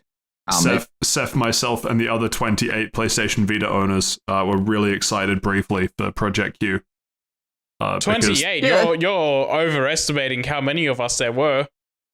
Well, unironically, this is probably... you get a wide angle on us. We look like a lot more than the about 8 people we are, okay? Patrick, I am a wide angle. Yeah. Stay tuned. Has it announced how much it's going to be in Australia? Let me look it up. $17,000. Man, they got a cheap bargain. Inflation hits different. I hate the name as well. I hate the name. PlayStation Portal. Get fucked. It's PSP. Okay, that's cool. Why did you just make it PSP then? No, because then people will think that it's PSP and that it's good. I do not see a listing for it on EB Games website. No. Any interest in talking about the headset or earbuds? I think it's not really. They're just improved versions of what's already existing. Yeah, of the two of them, they seem to have more tech packed into the headset, which I guess is kind of interesting, but earbuds, I don't know. Seems like you'd be paying a premium to get a Sony branded something. The charging case looks nice, that's about it. Yeah, it's genuinely my thought too. Anyway, yeah, we can move on. Next up, speaking of things that look nice, but not that's about it part. Man, segues are hard. You've only been doing multiple of them for 88 episodes. But sometimes you have an off day, and I'm not saying this is an off day, but like sometimes it happens, And the important thing is that I've got co-hosts that rally around me and love me and support me. Co-hosts, don't worry, Patrick. It happens to everybody. Through my extensive drug habit. Thank you both for the $1,000 you've lent me for just going straight to smack. Anyway, I knew I wasn't seeing that money. would Wait a second, that was my editing paycheck. For the last time, Seth, you're not getting an editing paycheck. I'd rather spend it on Pat's drug habit than give you a single cent. So here's the thing. Would you rather a fun night full of smack or 5 PlayStation portals? Well, I can use you the didn't smack. need to ask that question. You know the answer. Yeah, that's what I thought. Anyway, next. Why are we charging $1,000 to smack a kid? Just go Elysium. What's up? Oh. We have a free-to-play open-world RPG from NetEase Games called Project. I want to say Mugen or Mugen. I don't know which. I think it's Mugen. I was trying to think of which one the funnier take was. I don't know which of the versions is funnier. I think it is Mugen as well. Which it'd be funny if you said it was Mugen because it was made by cows or something, but you didn't do that. If you want to piss off as many people as possible that'll listen to this, you could go Mudgeon. Yeah, Mudgeon was the one that I was thinking of, but yeah, I'd rather. It's already such an iffy day for segues for me. Dropping in a Mudgeon here and there might just put the show push this over the edge. Anyway, it's been described as a love letter to urban fantasies, and it looks pretty. I'll give it that. I know very little about this game, but all the screenshots and GIFs do make it look quite poppy and good. So this looks like Chinese Persona. You know what is also thrown in there is some Spider-Man swinging. There's also like car driving and all sorts. It seems like a little bit of everything as a game. Yeah, this is one of those like I've heard them being called Chinese super games, where it's like this is an announcement of a game from China that just kind of like throws everything in the kitchen sink into its reveal trailer, and it doesn't seem like it's going to be real until it releases, because there's just so many different things that they're ripping off and throwing in there that you can't really handle how much they're throwing in there to begin with. And there's also like there's so many characters in it that it's kind of giving off some gacha vibes. Like maybe it's like a Genshin scenario where you roll for characters and each character has simplified movesets, because there's a lot going on here with combat as well. Do you reckon, is it only coming to mobile, or is it mobile PC? I think it's mobile PC. Yeah. Okay, let me double check the that's very, page. That's the guarantees it to be a fucking gacha game. Is there a single mobile game out there that isn't a fucking gacha game? Gamatsu has it listed as like every platform. Yeah, PlayStation, PC, iOS, mobile. And Android. Yeah. Well, I mean, you missed. Yeah, we're missing the Switch. Yeah. Sorry. The Switch. Yeah. I knew I was missing one. You're missing the PSP. You fucking dog. Xbox gamers are the most oppressed gamers. No, the PSP is right there. We'll be able to play it for remote play. No Wi-Fi. Wi-Fi connection broke. All right, Seth, here's the thing. Knowing how these sorts of games work, actually, I've never played Genshin Impact or Honkai Star Rail, but I assume there's some sort of cross-save thing between your phone and... Because you can play it on PC now, right? Yeah. Genshin, yeah. Genshin, like Star Rail, not yet. Star Rail's not on PlayStation yet. There's like a cross-save or something, I assume, that you can play on either? Yeah, there is. Yeah. So imagine... I imagine this game will be similar. Imagine playing Project Mudgeon on your phone, and you're like, you know what would make this experience on my phone better? If I played it on a slightly bigger phone that was streaming from my PS5. And has a lower resolution and screen clarity than my mobile phone. As long as it works out in the end, alright? I mean, it may do. As I say, looks pretty. No idea what to make of the gameplay, but does it perk the interest of either of you two? No. Kind of? I want to see where it goes. I gave Genshin a little bit of a try when it came out, so whenever this comes out, if it's a free-to-play game, I'll probably check it out for a couple of hours just to see what's going on with it. So it'll be a free-to-play game, so which YouTuber are you going to use the affiliate link for to get 1,000 silver or whatever the fuck the ad bonus is going to be? Hopefully Lifearrow gets it, because he gets a lot of Raid Shadow Legends advertisements on his channel. So maybe they'll hit him up. You'll just tag every fucking streamer, you'll eventually get. They just throw gacha games are wrong. Maybe it'll be me if I ever pick up that streaming career. Where as opposed to that podcasting career? Well, it can't be a career. I'm not getting paid for it. Not yet. Got to keep on that grind. It's true. Do it for the love of the pod. Speaking of hitting people up, Nintendo is hitting up Charles Martinet to tell him he ain't voice acting Mario no more. That's going to a real Italian Chris Pratt, and instead he will be a Mario ambassador. It's very funny. So he's not the voice anymore. That's fine. I don't. He's 71 years old. Of course, he's going to retire. But do you reckon this is because of the success of the Mario movie? And they're wanting a new voice. Like, is he still doing Wonder? Do we know that?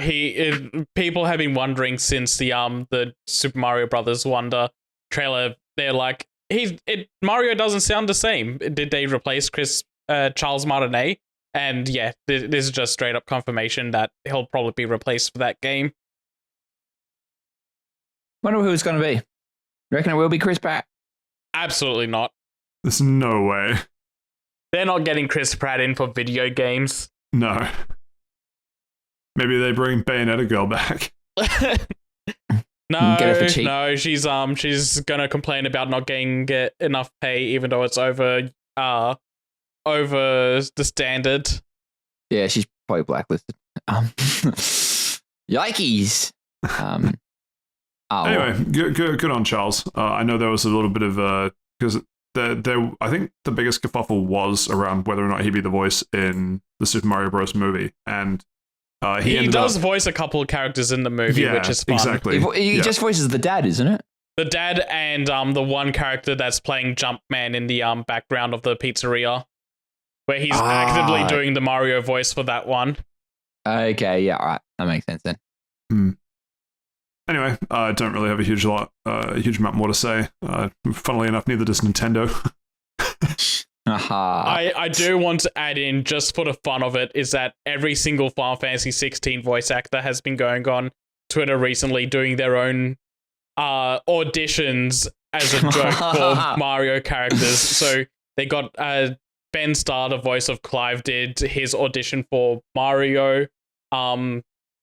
The guy that voices Gav did a audition for Toad, I think it was. And yeah, like every day a new voice actor from that game comes in and goes, here's my audition for this character.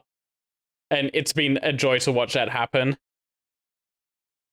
That is pretty funny. I thought you were going to say that they actually were doing serious, but it's good to hear that they're not. No, they're just taking the piss out of it. Speaking of taking the piss out of things, Gamescom was on. This was actually, we technically could have covered this last week, but we knew that there would be so much depth and nuance that Steve would bring to the conversation that we simply had to hold off until he was back. So now that you're back, what nuanced takes do you have for us, Steve? What do you mean nuanced takes? It's Gamescom. Nothing really happened. Something happened at the start. Oh yeah, that guy that came up. Oh yeah, that was crazy. Jeff Keighley was just like sort of introducing, and some individual came up and was like, you know what's funny? Grand Theft Auto 6. Apparently he's done that at a few different things. He's just like a German local that's done it multiple times now. That's pretty cringe, I don't know what to say. But oh well, it is what it is. I really think it's disgusting, to be honest. You want my honest opinion? Which you didn't. Todd Howard was visibly shaken up by it. Like, it seemed like he didn't want to be up on stage after that. Oh yeah, Todd Howard. Yeah, like that's pretty fucking awkward. You would not want to do that. But I still. You could also tell that like Keighley was not fucking happy, and rightfully so. You'd hate that, especially after it happened at the Game Awards last time as well. Exactly. Yeah. I know he needs to up his security. Yeah. I don't know. I think if he's packing some heat and he just kills him on the spot, that would probably send the right message. I mean, that's always an option on the table.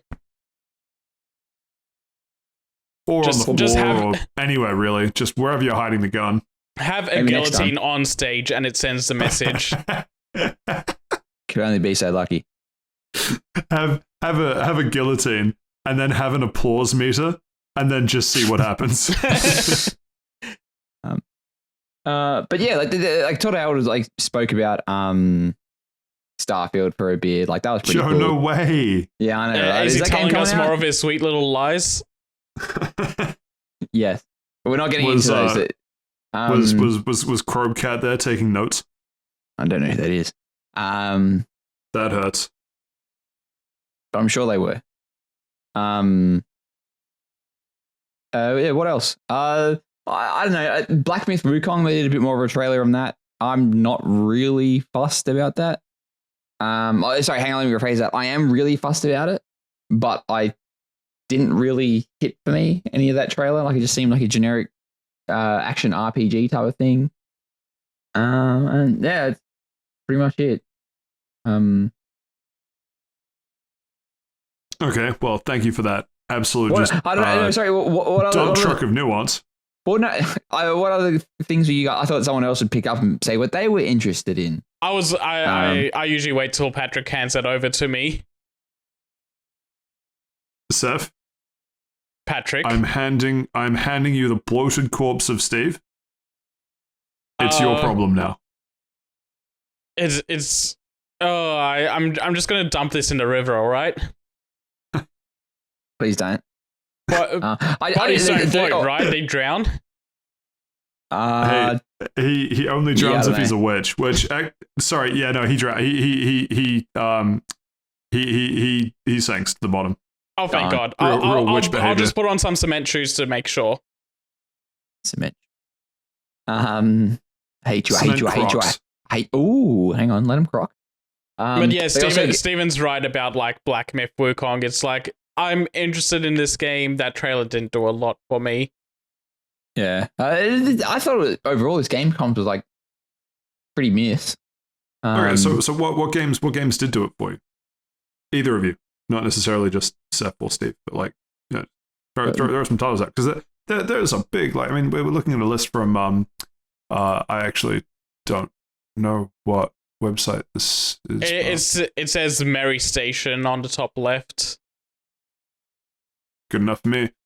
This list of everything else from Mary Station covers a ton of stuff. Like, you're not interested in Age of Empires 4 for console, Steve? I reckon that'd be a very frustrating thing to play on console. I think so as well, but I think it'd be funny for you to struggle through it for content. No, I don't think it would be. No. Call of Duty Modern Warfare 3. Okay, this one tripped me up. Are we in Call of Duty Modern Warfare 3 2? Or, because, what was it, Black Ops 3 that they did a third one off? No, this is Modern Warfare 3. I think it's a reimagining of that. Yeah, Modern Warfare 3 2. So you're right the first time. But it's going to be weird because Modern Warfare 2 ended with a cliffhanger for no Russian, which means that Modern Warfare 3 2 is like the back half of Modern Warfare 2, I guess. You know what? I think just off the back of how difficult that was to figure out alone, I'm okay with the acquisition of Activision Blizzard. No, I doesn't think deserve Call of Duty. I think it needs to burn because when they announced the studios that were working on that game, they listed basically every studio that works at Activision is going to be working on that game. Wow. Is that good or bad? That is horrible. Like that essentially means that they don't have a lot else in the pipeline at Activision besides that. Like everyone's just all hands on deck for Call of Duty. You know what they say? Too many cooks in the kitchen spoil the Call of Duty. Did they say that? They do. They look it up. Gordon Ramsay, he came out and he was like, "That's what they say," and then he pointed at me. It was you had to be there. It was a whole thing. But yeah, just I mean, just a the sort quick of people note. here that are kind of interesting though. Yeah, just a quick note. They did show a couple of things for like Zenless Zone Zero is something I'm interested from the Genshin Impacts team, but the trailer they showed showed basically nothing about the game. And I feel like that's what happened with a lot of things that were at Gamescom. They showed a trailer for a thing, and it's either information we already knew or just didn't show a lot worth talking about or being interesting. I agree. Yeah, exactly. Yeah. The big things for me is that they showed a little bit of like what other things you can do in Tekken 8 besides just fighting. Like they showed some of the customization mode in that, and like their take on the Street Fighter 6 Chibi arcade mode. Yeah, the Chibi arcade mode.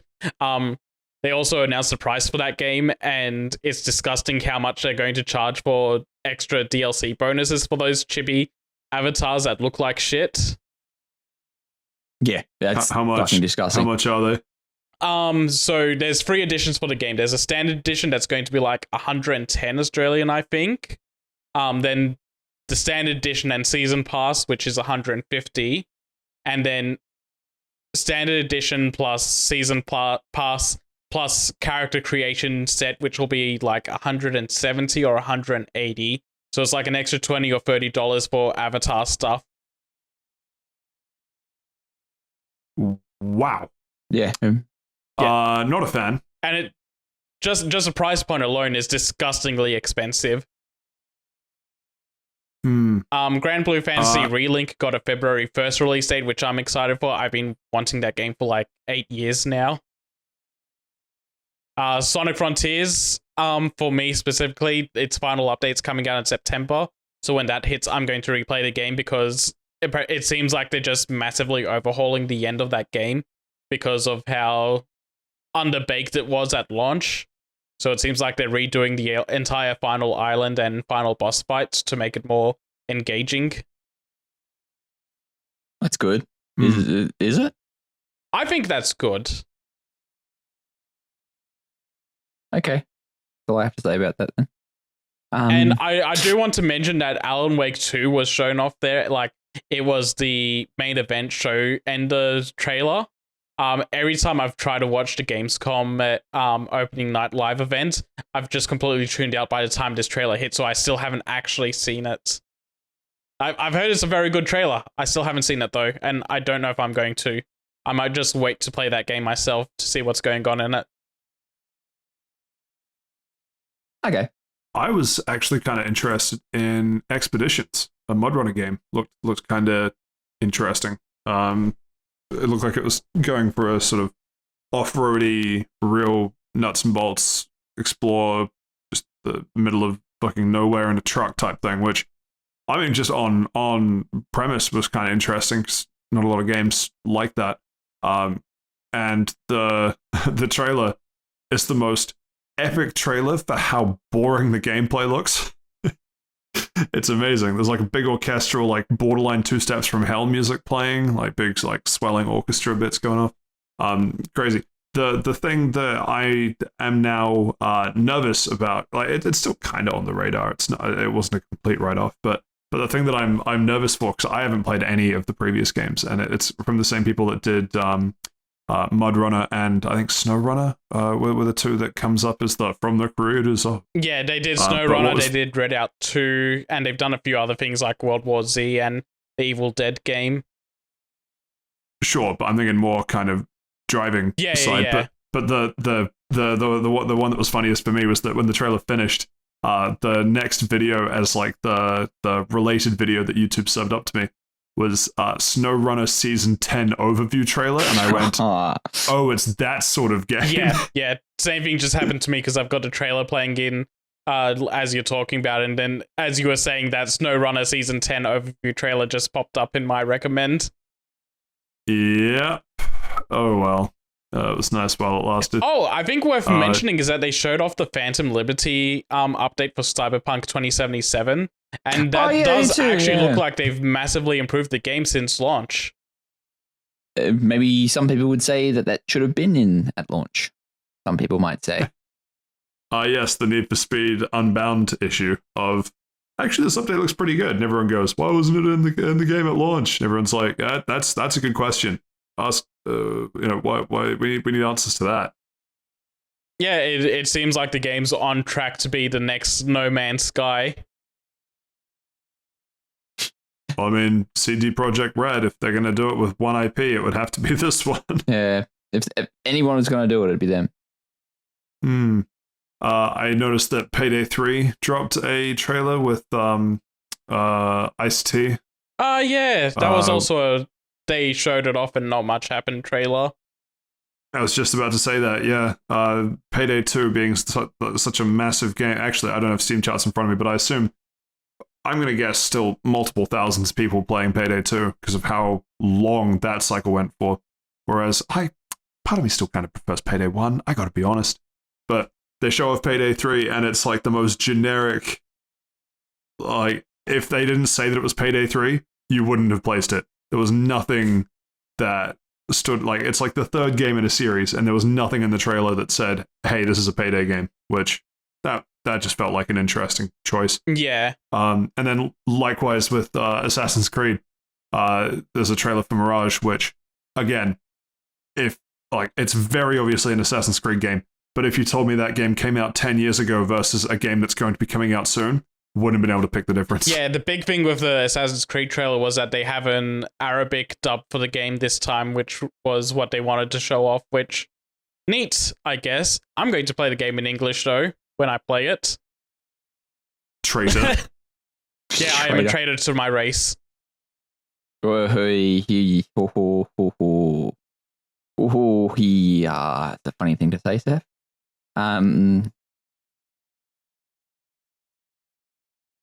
Anyway, those were all the little marks that I noticed while picking through the list. I actually wasn't able to catch any of Gamescom, but catching up on it after the fact.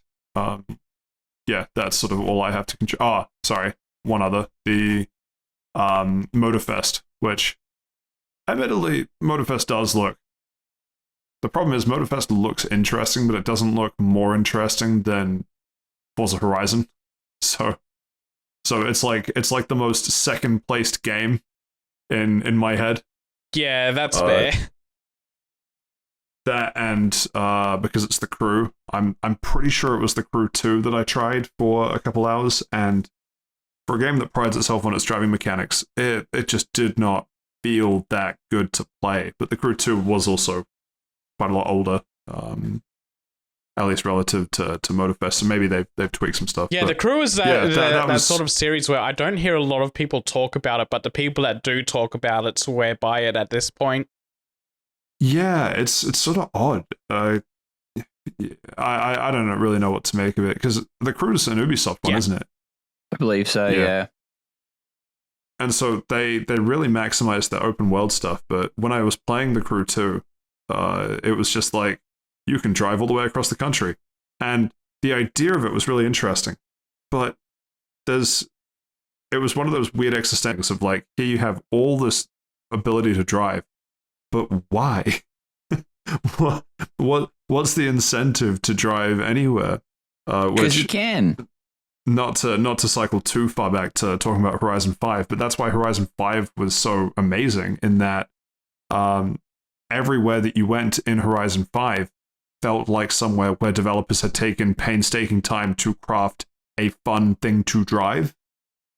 Whereas it feels like the Crew is more like, let's just go for massive map size and then like optimize for the size of it first and then put some stuff in that makes it fun to drive. I don't know. Yeah, it just, I didn't see anything in Motorfest to make me readjust that I probably will be giving it a miss, but I hope it proves me wrong. I believe the Crew 2 is the game where when they were advertising it, it was basically just a circle jerk of, we really enjoyed the joy of driving sort of thing. So they made a game that's really all about the driving and not much else. I mean, hey, there's a certain level of functioning human that would really vibe with that, and power to them. Anyway, now I've said my piece. That's all I want to talk about with Gamescom. Anything more from either of you?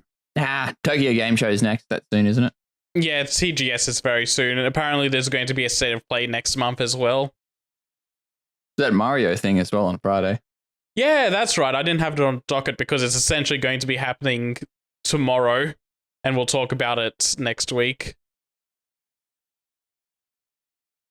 Maybe we'll find out who Mario's new voice actor is on that. Would not surprise me, actually. Would not surprise me. Right. Well, while we wait for that, guess that means we're through the news section. No audience question for this week, but if there's something that you want us to answer, feel free to get in touch. We're on Twitter at @FastTravelLounge minus one of the L's, the L that Elon continues to actually. I should have brought it up in news. Did anyone see that in the Valorant tournament? Yes, And yes, I love while they're that. playing, everyone starts chanting, "Bring back Twitter." 10 out of 10. That's so fucking funny. Rare Riot Games fan base W. Yeah, very rare and epic, perhaps. But yeah, that was pretty funny. Anyway, Twitter, @FastTravelLounge. Not going to call it X. Sorry, I keep thinking of stuff while I'm midway through the plug, but there was a report that came out recently of the top. Was it the top 20 brands that advertise on Twitter, and how many of them? Because you know, like so many of the brands, they have like a specific Twitter brand. It'll be like the bird, but customized within the logo of the company, that sort of thing. There was about 1 out of the top 20 brands that had adjusted to the X logo, and everyone else is just pretending that it's still Twitter. Yeah, that was also the thing with the Radatan Kickstarter page, was that they had follow us on X on theirs, and they had the X logo. They were very quick about switching it over. Anyway, it's all just funny. Bring back Twitter. But give us a couple months and we might be on Blue Sky. There's Blue Sky. It's one of the new Twitter replacements. Ah, okay. It's the one that most people are shifting over to, but it's more like Twitter from Wish. Yeah, but also you have to get a code for it, and to get a code, you have to get a code from someone that's already on Blue Sky. Oh, interesting. That's like their initial Facebook joining system. Isn't it like a party house or something during the pandemic? House Party. House Party, that was it. Yeah. And then Epic Games bought it, and then overnight everyone went, actually, it's cringe now. And then everyone just stopped using it at the same time. Do you guys remember that? No. Oh, that was so funny. Like, just within a week, I think it was even within a couple days, Epic Games was like, yeah, we're going to buy this social media app. And then everyone on the planet just went, nope. And then it came out that it had massive security flaws, so I mean, kind of dodged a bullet. Anyway, epic. Very epic. We're on Twitter at @FastTravelLounge minus one of the L's, Facebook at @FastTravelLounge, and good old FastTravelLounge at gmail.com. I guess this means we're at the end of episode 88. We didn't make a lot of Back to the Future references. Really thought we'd be making more of those this episode. That's on me. I probably had a few good segues ready to go and just fucked them up. We'll get them next time. We'll just have to go back to the future to do it. Yeah, we will. Yeah, you're right. It's your kids, Patrick. What? It's your kids. There's a problem with them. We got to go back to the future too.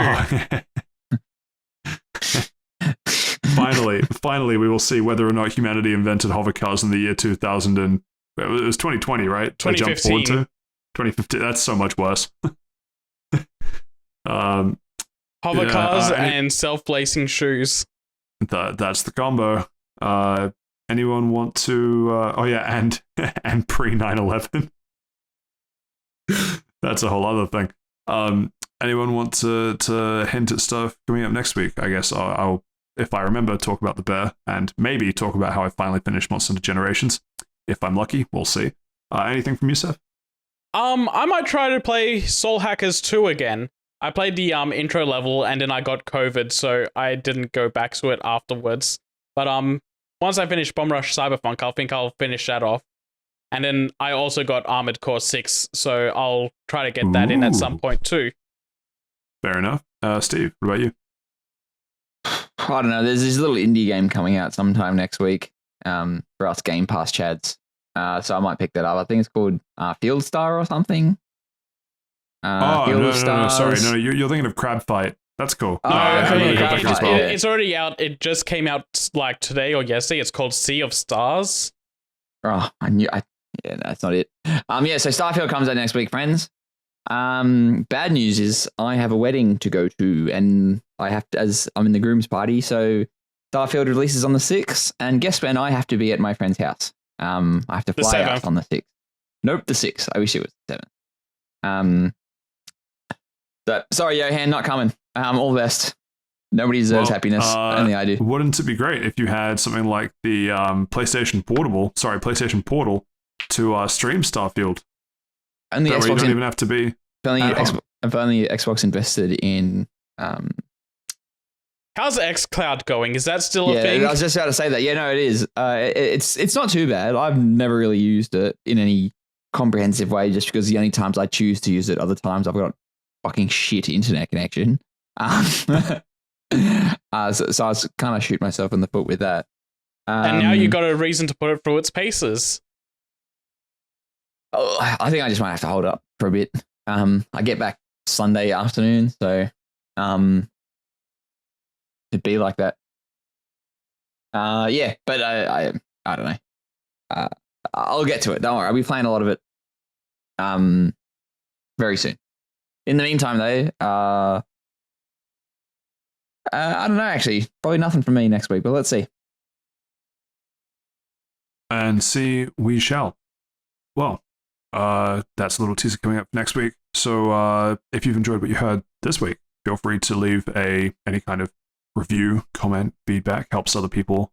Leave a find the hopeful one absolute- towards Steven. Please don't. if it looks like it could get us demonetized by reading it out loud, we will. We'll do a dramatic reading of it where Steven will play as himself. I don't want to do that. It doesn't sound fun. Episode 89, the roasting of Steven. Episode 90, the aftermath of the roasting of Steven. Anyway, as I have been trying to say for about 7 minutes and just keep getting distracted with other shit. We're at the end of episode 88. Thank you so much for listening. I've been Patrick. I've been joined by Saif and Steve. And we'll catch you next time. Goodbye. Happy birthday, Stevening enjoyers.